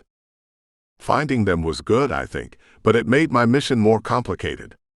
I still had to find Mag's people, still had to get them back to her to trade. Still too many to dose on my list. And I didn't want to be pulled into too much, into saving the group if they needed it. Because it would interfere with saving my kids, and that wasn't going to happen. No more delays. I don't think you get this. What do you mean? I didn't want to let her go. I wanted to scoop her up and carry her away and keep her safe. But that was impossible. I'm here for my kids, I started to say. Your kids are here. I shook my head. Somewhere else. Someone is holding them and asking me to do something for them. She smiled, but it didn't touch her eyes. That happens to you a lot. To us a lot, she sighed. Us, I said. She glanced over her shoulder at the empty room behind her. I didn't tell you about my past because, she trailed off. I knew. Z. It was her turn to nod and pull away. I'm not really married to him, she said. We didn't go in front of a judge. But he's very religious. Obsessive religious. I pretended to ignore the shiver that danced up and down her spine. He's convinced we are, and when he came by Fort Jasper, I didn't have a choice. A part of me wanted to argue that we always have a choice. But then the part of me that keeps helping people instead of focusing on the mission says sit down and shut up. It's not an argument I would win. Why not? I tried to keep my voice neutral and curious. He would burn it all down. She locked eyes with mine. He would have destroyed the place we built once he found out I was inside. So you like that in your men? She snickered and reached up to put a hand on my chest. You got hurt again. It's not so bad now. Where are your children? Did Brian tell you what happened? He did. She stared up at me with tears in her dark brown eyes.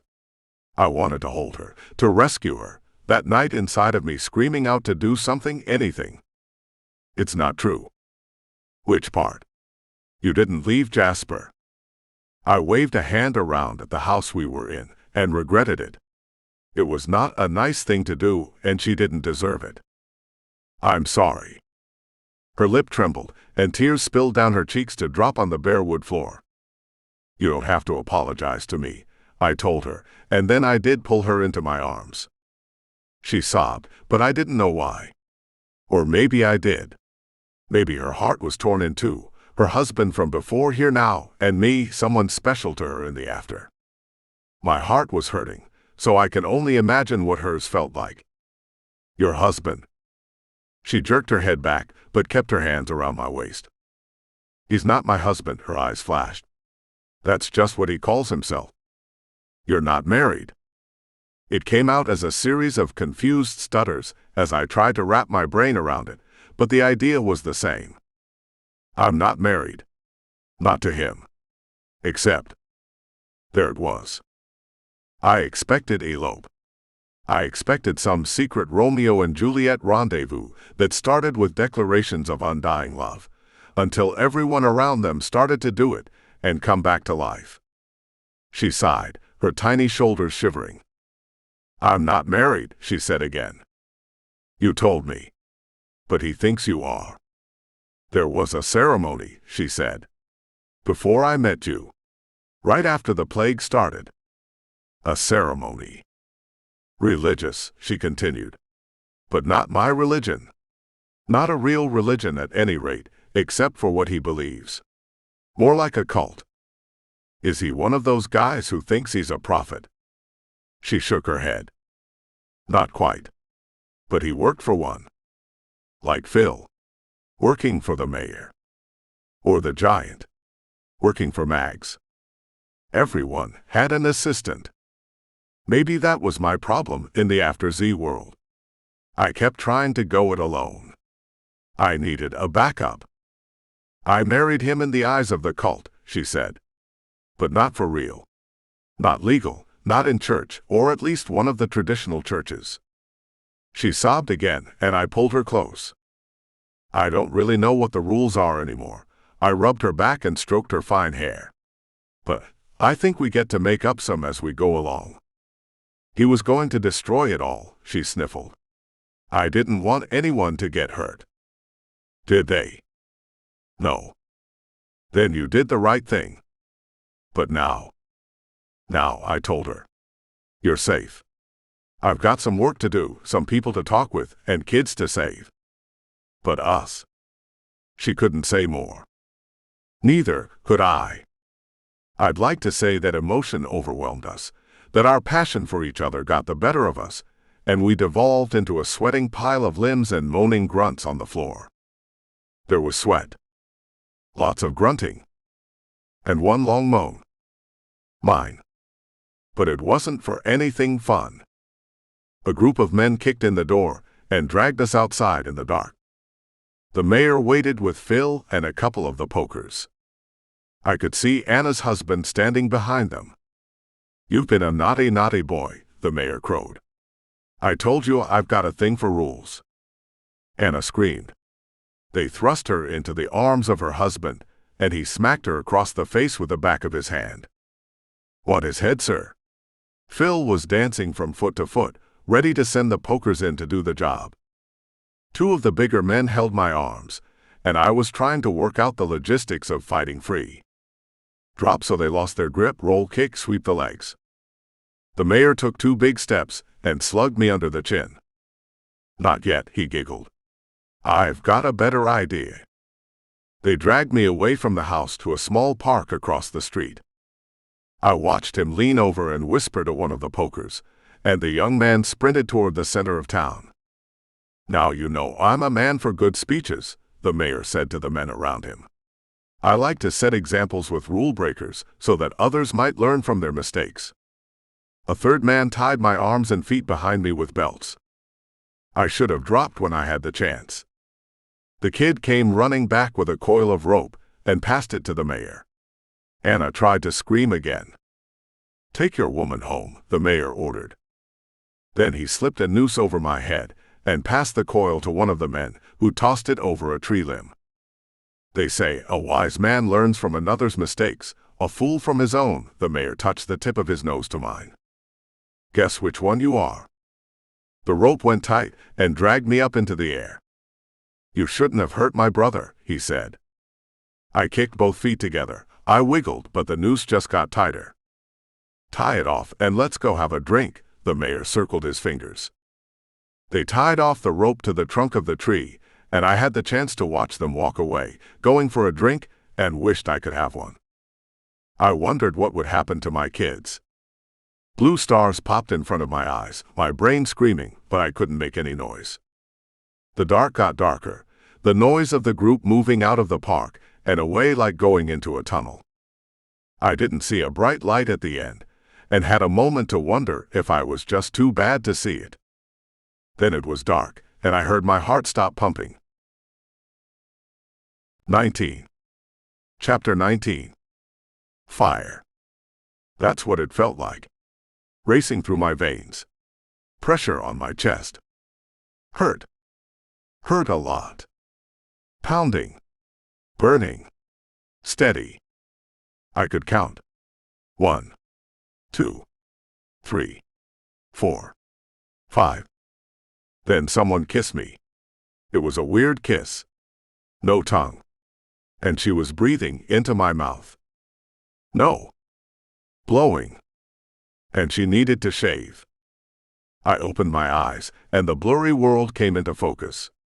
I saw Brian lean down and kiss me again. Then I coughed. Hiccuped and coughed some more. Brian was crying. So was Peg. We were in the dark space between 2 houses, light spilling from an oil gas lantern next to my head. They almost got you, he sobbed and wiped his drippy nose. I tried to sit up, but nothing worked. Did they break my neck? I think they did, I croaked. Or tried. My voice didn't work either. There wasn't much use for a crippled mute now. Unless it was Z-bait. I wiggled my toes. It was something. Peg ran her hand over my hair and smoothed it back. The toe wiggles moved up to my thighs. Blood pumping hard through a heart that still hurt. Still burned. Battery acid in my veins. My fingers moved. I told them to do it again. They did. Peg took one hand, Ryan the other, and they massaged them. They moved up my arms, shoulders. Rubbing hard. I don't know how it helped. But it did. I still ached. But 15 minutes later, I could move. Sit up. Breath deep. Like rasping through a straw. "We have to get you out of here," said Brian. "Give me another minute," I answered. "I've never died before." "We need to get out of here," Brian hissed again. His eyes were roaming around the darkness, searching for anyone who might stumble across us. We could hear raucous laughter a few streets over, the remnants of the biker gang celebrating their victory. If you could call it that. There were 12 of them and just one of me. I felt something flip over in my stomach as the rage bubbled up. Injustice always made me angry. I pushed up to my feet and was really surprised when I kept going, and didn't even close my eyes as the ground came up to meet my face. I spit dirt out of my mouth. Guess I'm not ready for that yet. Nothing like a good faceplant to make the rage die down a little. Maybe it was a dignity thing. "You have some smut in your teeth." "I think you mean schmutz."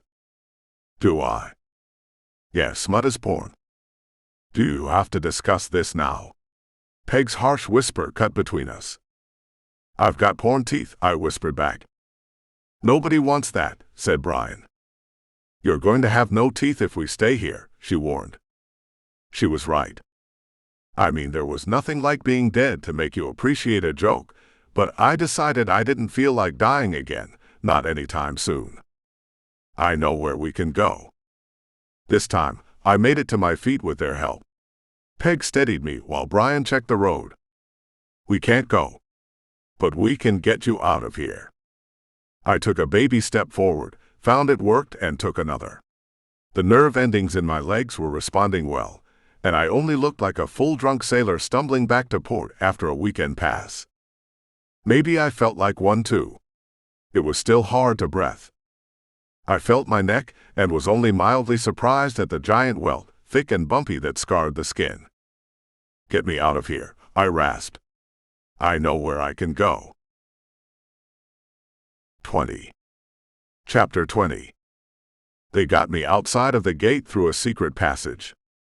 Those were dumb ideas in impenetrable fortresses, and someone should have assigned a patrol just to look for easy access points, but no one had yet. Which made me glad for the secret. Brian slipped a pistol into my hand. Peg kissed me on the cheek. "You don't have to do that." "It's all I've got," he said. "They would miss the bigger guns." I meant a kiss on the cheek. "You need to shave," he said, "before these lips go there." They went back in and closed the opening, and I couldn't tell where the fence ended and it began. I was alone in the dark, resurrected and armed. Things were definitely looking up.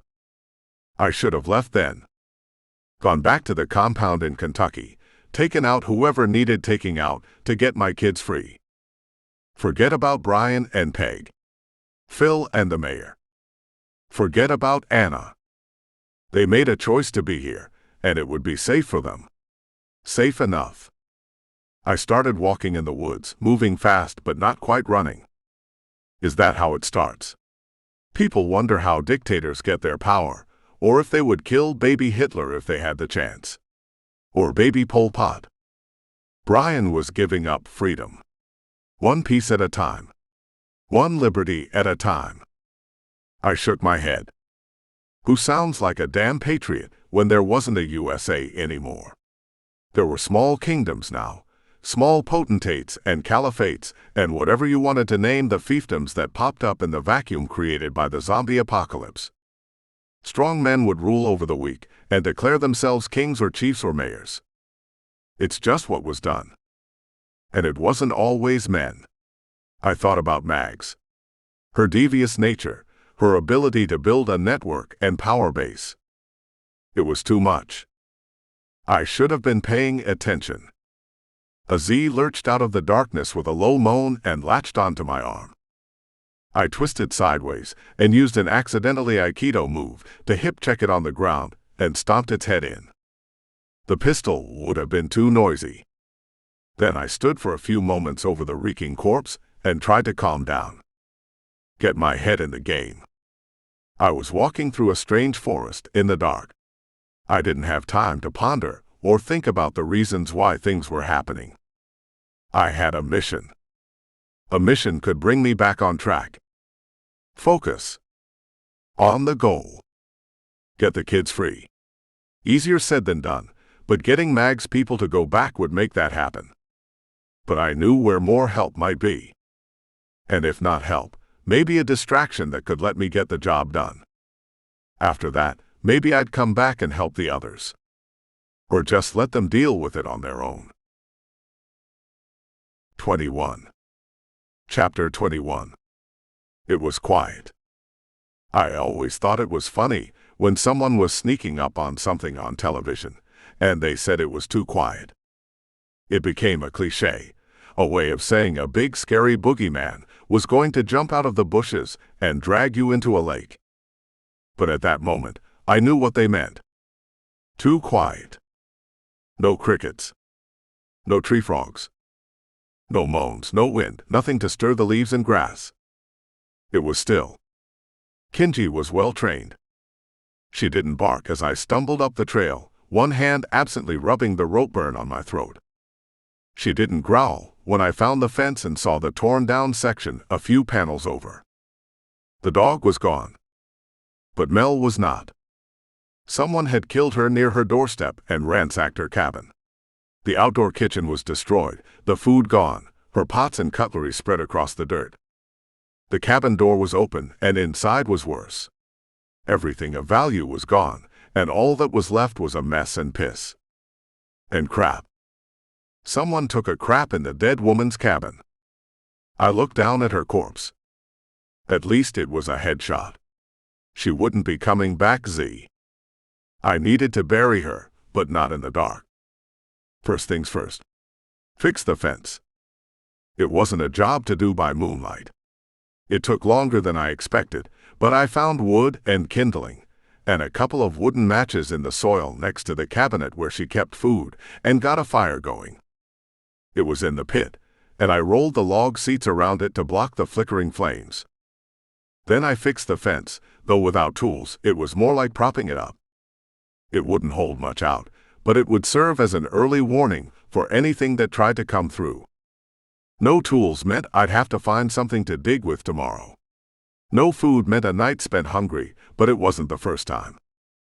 I settled with my back against a log and hunkered down. The still of the night haunted me. I knew I wouldn't sleep. I'd been dead a few hours ago, and now the trauma of being hung was playing out in my mind. I watched it 3, then 4 times in my head and shivered. Then the hair on the back of my neck stood up, and I glanced around. Something was watching me from the woods, 2 red eyes glowing in the dark. It wasn't afraid of fire. I thought bear. The fence wouldn't hold it out for long. Maybe I could make the cabin, but even that was paper thin to razor-sharp claws. I actually hoped it was a mountain lion. If I could beat it to the cabin, I stood a chance. Whatever it was, the animal was drawn by the dead body, thinking it was dinner. I felt around in the dirt, wishing for a stick, a branch or anything, but nothing came to hand. The eyes moved, bouncing closer. I tucked my legs under me and got ready to sprint. Bark. My heart leapt. The bark was loud in the darkness, cutting through the night, and seemed like it would carry for miles. But I smiled too. Because Kinji was on the other side of the fence, tail wagging. 22. Chapter 22. There were pieces of the puzzle I didn't have. But when the sun came up that morning, I found one. A boot print. It looked like a motorcycle boot. Could have been the mayor's size. Could have been one of Mag's men. No way to know, and for as much as it mattered, I didn't care. He was going to die. I was almost convinced she would too. The how was the hard part. I scratched Kenji's head as I mulled it over. I wasn't sure if anyone inside would help me, except Brian and Peg if they could. I've always had trouble turning my brain off sometimes. The lack of oxygen from earlier in the night was doing something to my thought process. Add to that the stress of my kids, the fear of being a bear burrito, and a Z fight, all combined to make sleep impossible. Which is why I was surprised when I woke up and it was daylight. Kenji rested against my leg, a low rumble in her chest like an alarm clock. I put my hand on her back to hit snooze, and saw why she was growling. A Z pressed against the fence, mewling and groaning to get in. Better than any alarm clock. I scratched around for a branch with a sharp end, walked over, and hit snooze by shoving it in the thing's eye. I turned around. Kenji was staring at me. "I don't know," I said. "I'm going to get my kids. I don't care what you do." As if that was explanation enough for a dog. She tilted her head to one side, in that way dogs do, as if to ask, "Are you an idiot?" "Of course I am," I sighed. "I don't know if you could call it a good night's sleep, but a couple of hours of REM can change your perspective." I still needed to rescue the kids. But I needed to rescue my friends too. Sophie's Choice did not have a King Solomon solution. I saw something in the dirt. A boot print. Not mine, a motorcycle boot. Like the ones worn by the mayor and his cronies. They found her. They followed my trail back and killed her. I don't know how I knew it, but it made sense. Mel had hidden in the woods for months, untouched, unbothered, and survived. Then she took me in, and I didn't cover my tracks, which led the bad men right back to her where they did bad things. I could see in the rising sunlight. Her pants were ripped off, her legs at odd angles. Claw marks in the dirt under her nails. Muddy tear streaks on her face. My throat didn't hurt as much anymore. But my gut did. She had suffered because of me. And the sons of bitches who did it were going to pay. 23. Chapter 23. It would have been simple to just drive through the gate. Barrel the ATV down the road, smash through the layers of metal, and unleash hell. It was still hidden in the woods, on the other side of town. Simple was not always easy. The first gate would slow me down from however fast I was going to. Now we can shoot him speed. That's if the second gate didn't stop the forward momentum completely. I tried to do some mass times acceleration in my head to come up with force, but it was not with me as I leaned against the tree. "There is no try," I said to the dog as she sat next to me and watched me in that canine way that suggested she had the answer but wasn't going to share it. I pushed off the bark and moved through the trees, circling the town in a serpentine path. I was trying to figure out why I was back, why getting revenge on the mayor was so important. Too much thinking, I sniffed and ran my fingers over the welt on my neck. It still hurt. He tried to hang me. Nope, he didn't try. He had a large force of men with him, and they did it. No try to it. They do. A smart man would have walked away. A smart man would have spent time and energy going the 50 or so miles back to Mag's compound and saving his kids. There were homes between here and there I could raid for supplies. I could kit up a truck or a car and just make it happen. Then why was I outside of Livingston, working through scenarios in my pounding head, worried about killing a man who almost killed me? Anna. Brian. Peg. Step. Step. Step. I used to do that in the before time, think while I ran. There was something to the exercise that released chemicals in the brain, or the repetition of the action that turned autonomous and allowed the mind to function on a different level. I wasn't a smart man, but movement like hiking and running let me have smart moments. And sometimes a smart moment is all you need. That, and a graveyard on the edge of the woods where one of the pokers was burying a headless body. He didn't hear me coming. The dummy had earbuds in as he dug a shallow grave, the body of someone from the inside lying next to it. I stopped behind a tree and watched for a moment. He put a booted foot on the blade, jammed it into the ground, and scooped up a shovelful of dirt and tossed it onto a small pile. He moved like he had all the time in the world to get it done, and paid attention like it was just some afternoon, not a kid working outside a fence line in a world full of zombies.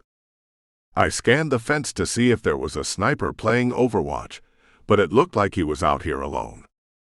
Then panic seized my gut. What if the body was Brian? Did he get caught helping me escape? I couldn't see all of the corpse, but it was the right size. That was as much as I could tell from the trees.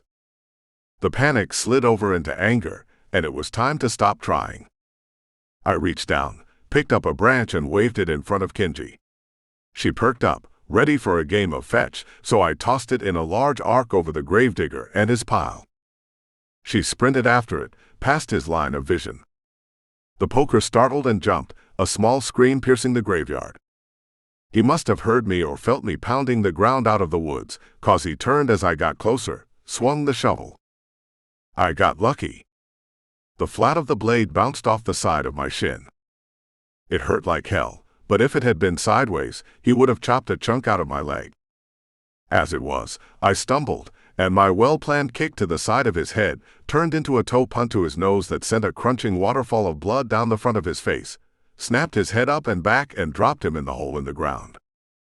I jumped in after him, but luck was with me again. He was dead. Damn, I muttered.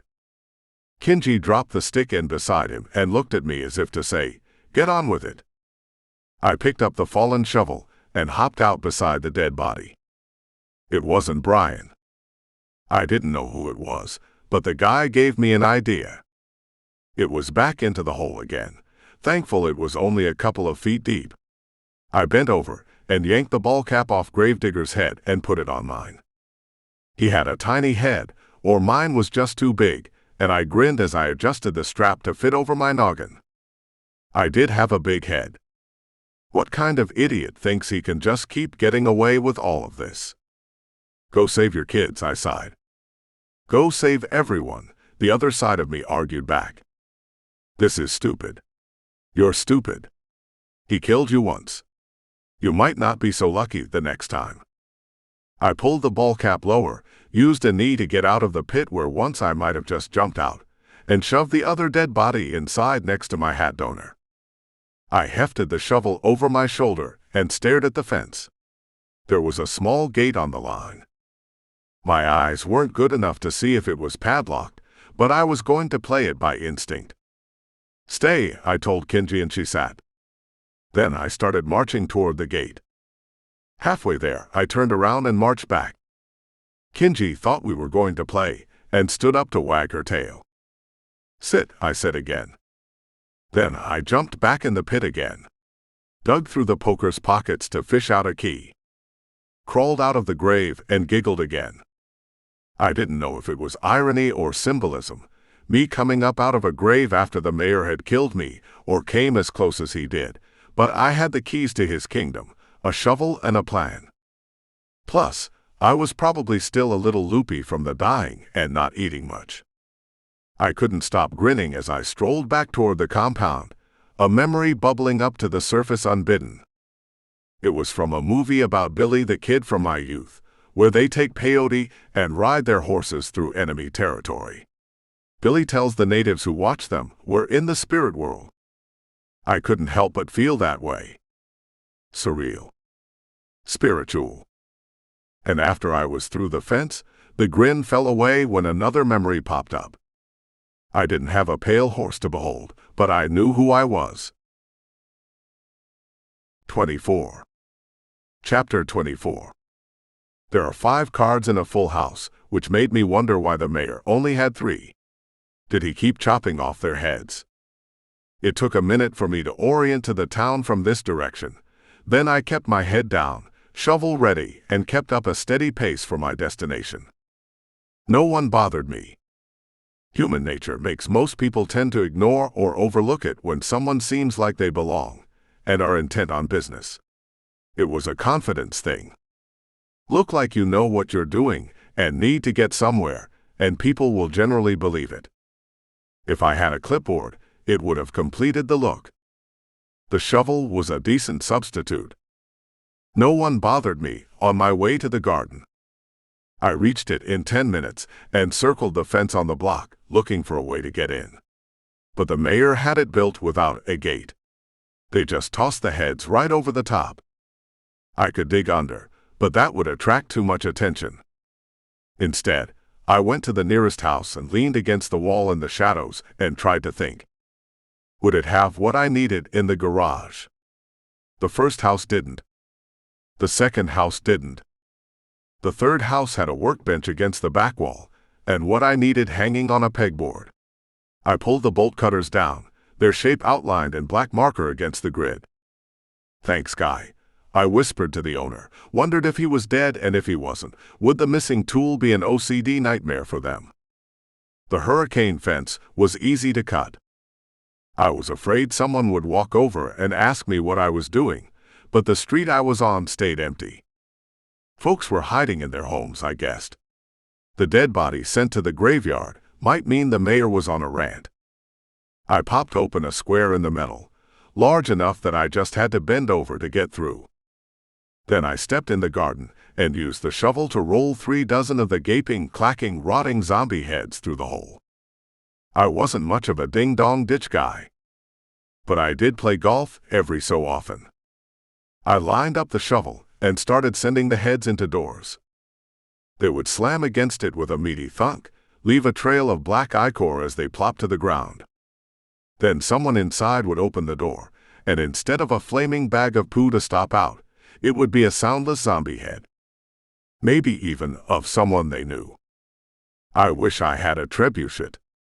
When knights would lay siege to a medieval castle, they would chop off the heads of soldiers and shoot them back over the wall in a form of psychological warfare.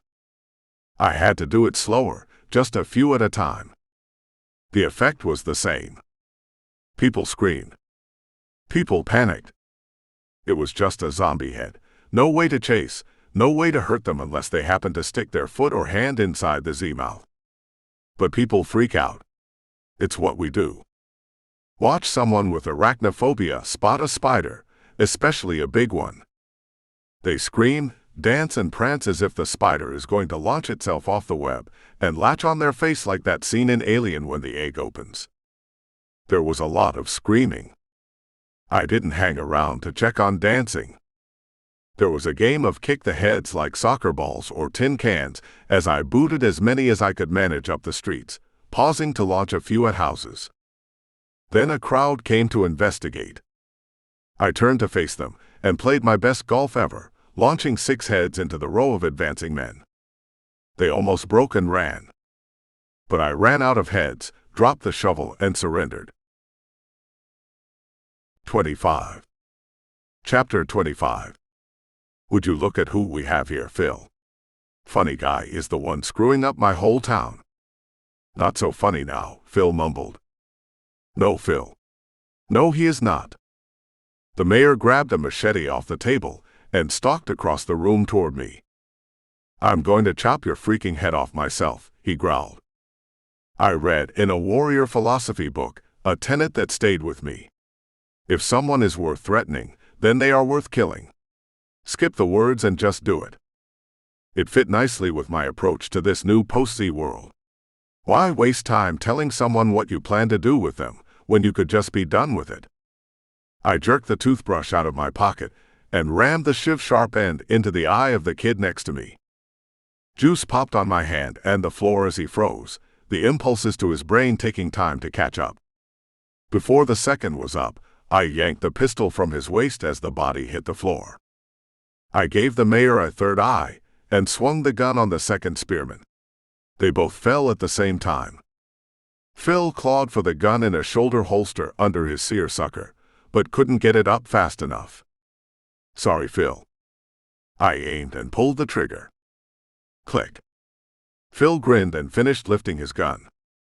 You've got to ask yourself, do you feel lucky, punk? He squeezed the trigger. Snick. He tried to thumb the safety off.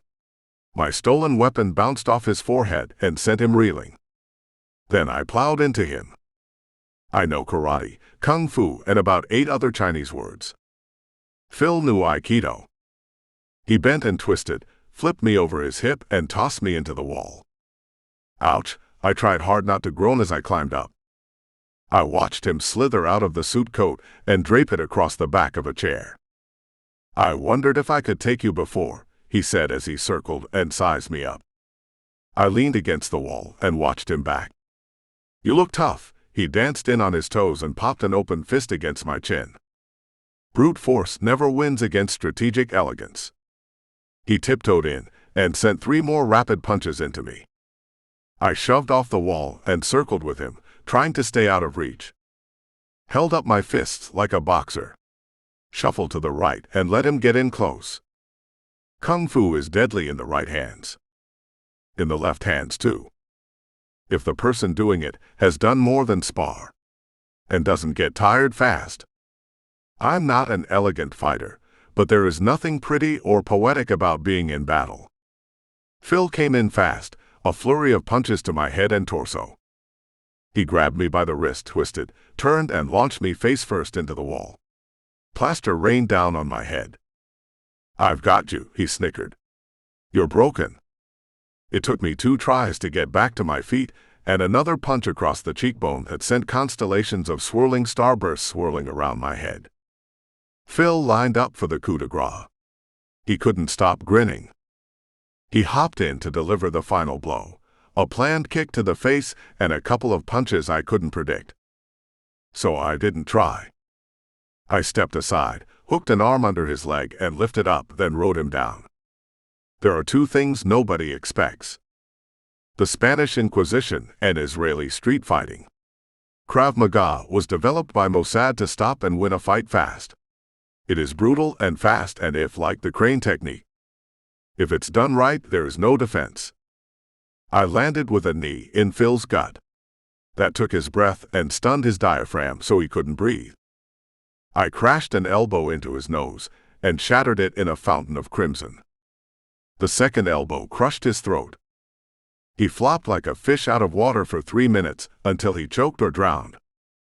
I gathered the fallen weapons and what ammo I could find while it happened, and shook a bloody wad of phlegm next to the body when it was done. Then I held the pistols ready because I wasn't sure what waited for me on the other side of the door. 26. Chapter 26. It was Brian. Brian was waiting on me, Peg by his side. Sparky was with them. They were all armed, guns and pikes. Nosy in there, I groaned. He looked past me at the 4 dead bodies on the floor. Will they be soon?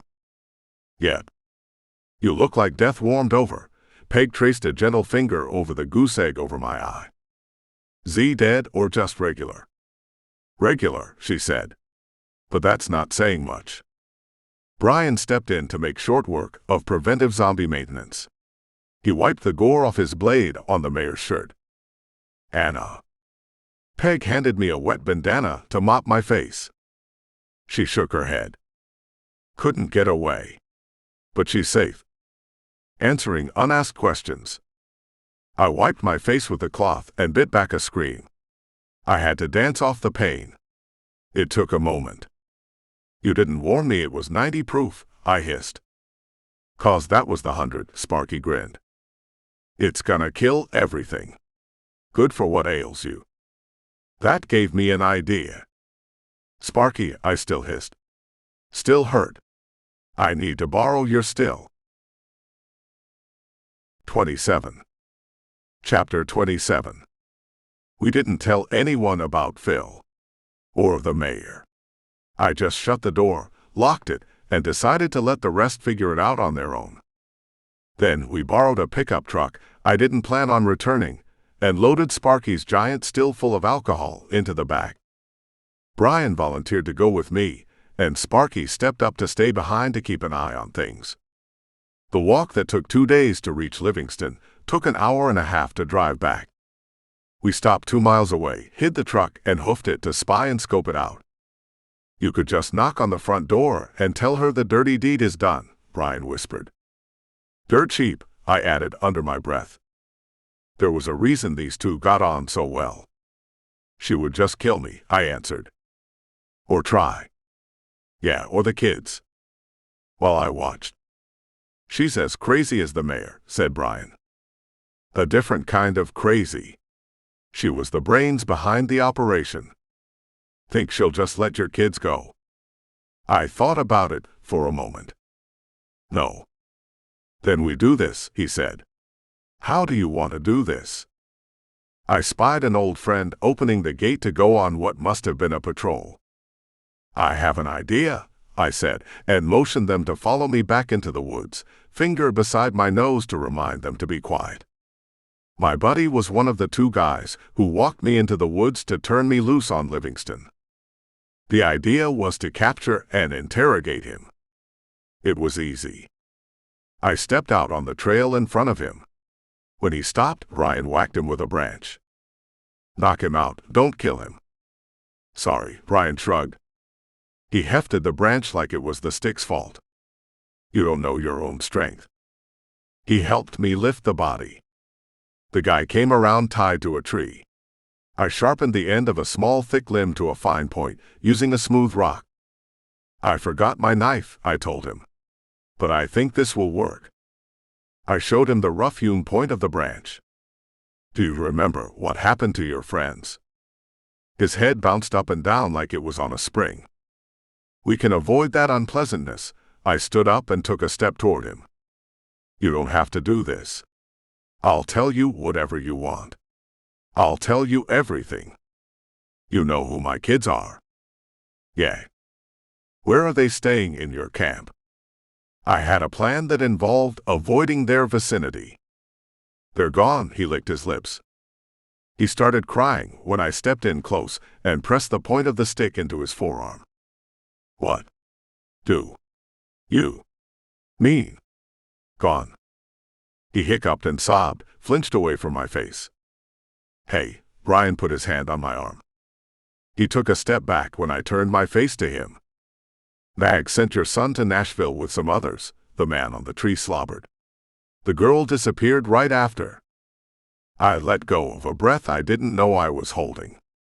When he said gone, my mind flashed to the worst. She killed them out of spite.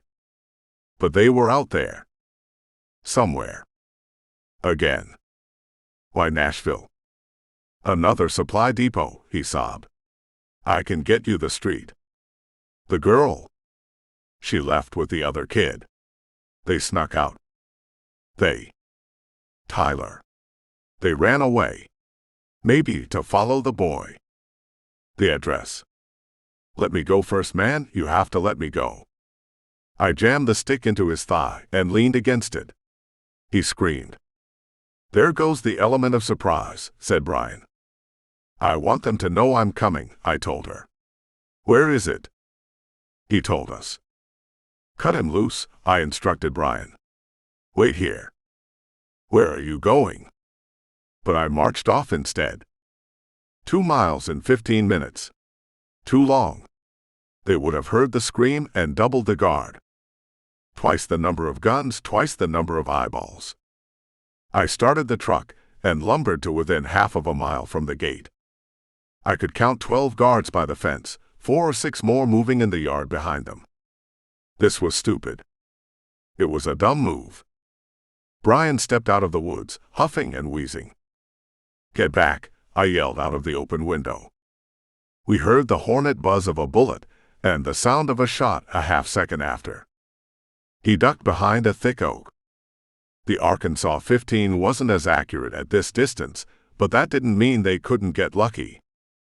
I unscrewed a 1/4-inch drain plug on the bottom of the still and stepped back as Sparky's hard work puddled in the dirt. Then it was back into the front of the truck. I wedged the gas pedal down with the blood-soaked tip of the torture stick. I popped the emergency brake, and the truck spit up a rooster trail of dust as I aimed for the gate. I ducked down in the seat as bullets started to fly, hoping their panic threw off their aim, and the engine block caught the rest. At a 10 count, I rolled out of the door and hit the ground in a hard tumble. The guards kept shooting at the truck. I flicked a lighter and dropped it in the thin line of 100 proof. The fire swooshed after the truck as it crashed through the gate and plowed into the compound. It crashed into a brick wall and came to a smoking, screeching halt. I ran after the trail of flames, a pistol in each hand. The shots were quick double taps. 4 guards went down before they thought to shoot back. 6 down when they stopped panicking, and their aim got better.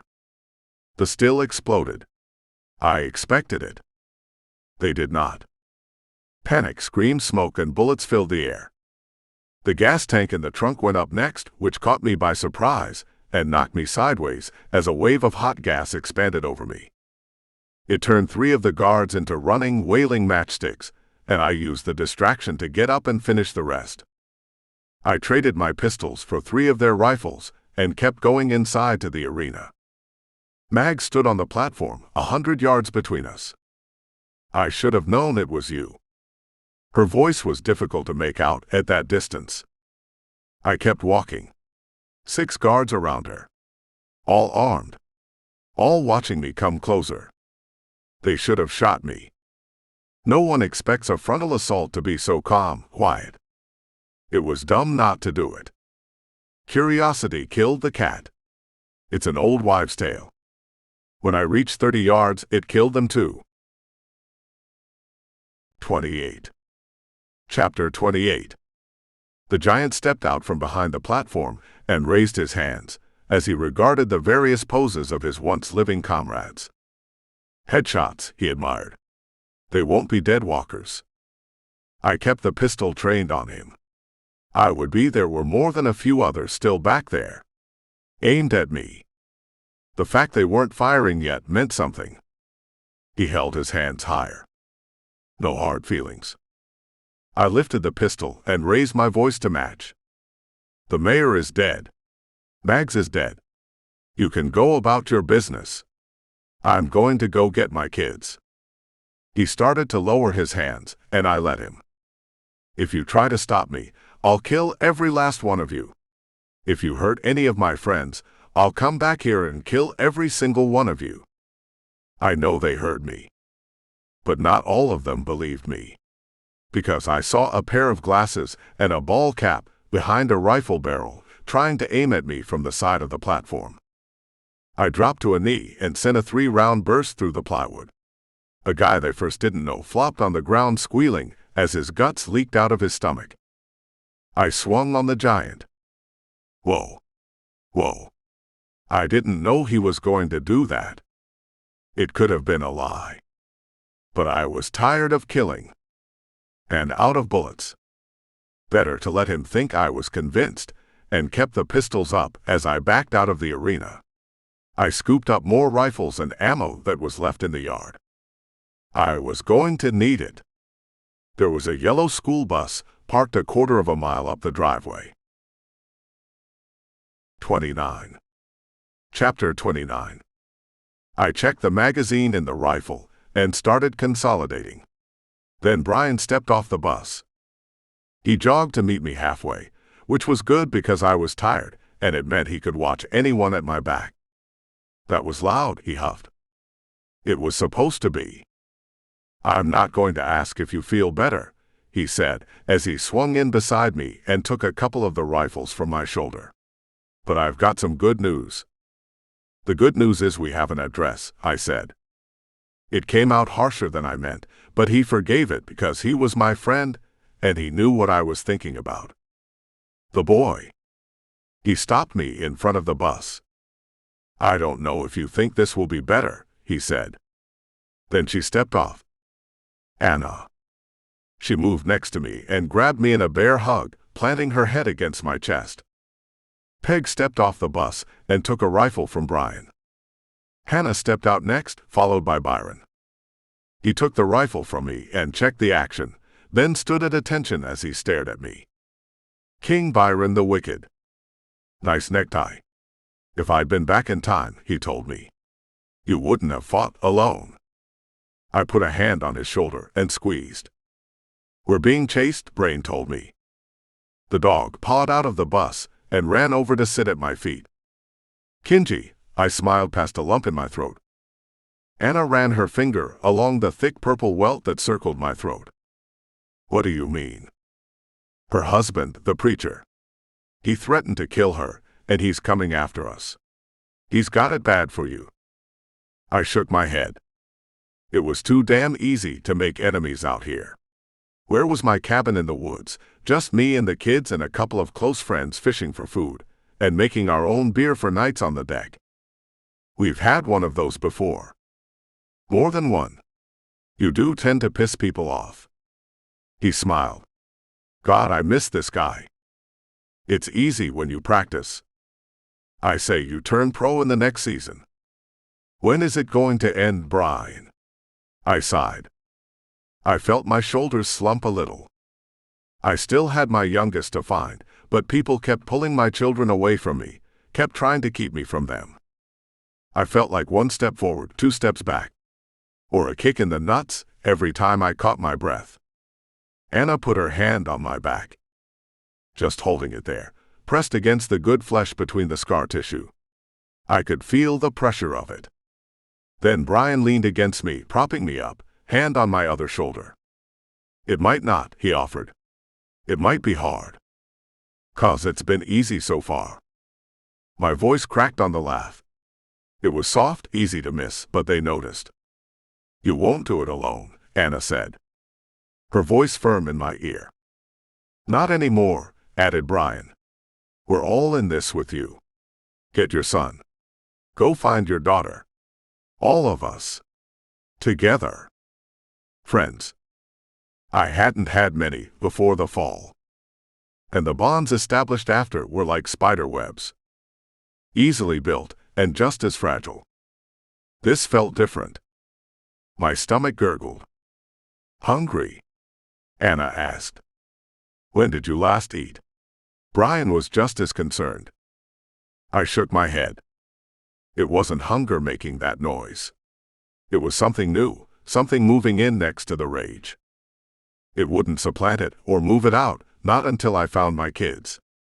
But something made me warm inside, touched me. I felt renewed, reinvigorated. With friends like these by my side, nothing was impossible. I let that feeling wash over me, pulling strength from Brian and Anna, and from Hannah and Byron who stood waiting, and Peg who held herself on the outside of our little group watching. You going to stand here all day making goo-goo eyes at us, or are we going to get moving? Brian cracked a smile again. It was good advice. So we took it. The end. Author's note. I love this series. I wanted to say thank you for reading it with me. There have been a bunch of new reviews, people reaching out via Facebook and letting me know what they think, and I'm just grateful you decided to keep up with the dad and his journey to save his kids. Outcast took a little longer to come out than I would like. I sent it to a reader for notes and went to work on some sci-fi projects. Check out the Dipole Shield for a ragtag group of misfits with a mission to save Mars from a terrorist if you like the style of the Z series. No hard sci-fi, just comedy and drinks in space. When Outcast came back, the suggestions were extensive, so I had to rework some of it. Luckily, the next book, Renegade Z, is queued up and should be done quickly. A lot of readers want the stories to be a little longer, and they want backstory on some of the other participants in the adventure. I've got a few ideas lined up and a plan to make it happen so we can find out where Anna came from, what Byron and Hannah are up to, why does Brian want to be a leader so much, and more. If you haven't checked out Flyover Zombie yet, you can get it free with a link in the front and back of this book. I have to let you know though, it's written like an Elmore Leonard novel, so if you like a ton of details, this book ain't for you. But if you like a pace that moves like lightning, and an expansion of the Battlefield Z series into a second group outside of Dad, then you might like it. There are 2 books in that spin-off, so check out Headshots once you get Flyover and get ready for Overland Zombie. There won't be as much time between these releases because I want to finish them up and work on an urban fantasy trilogy about the Marshal of Magic. Like Harry Dresden? You might love the Marshal of Magic in Witchmas. Does that sound like a lot? I appreciate you sticking with me. And thank you to those who reached out to me. I really love the fact that you guys are on this adventure with me. Watch your six and keep your head on a swivel. There are Z about. Chris.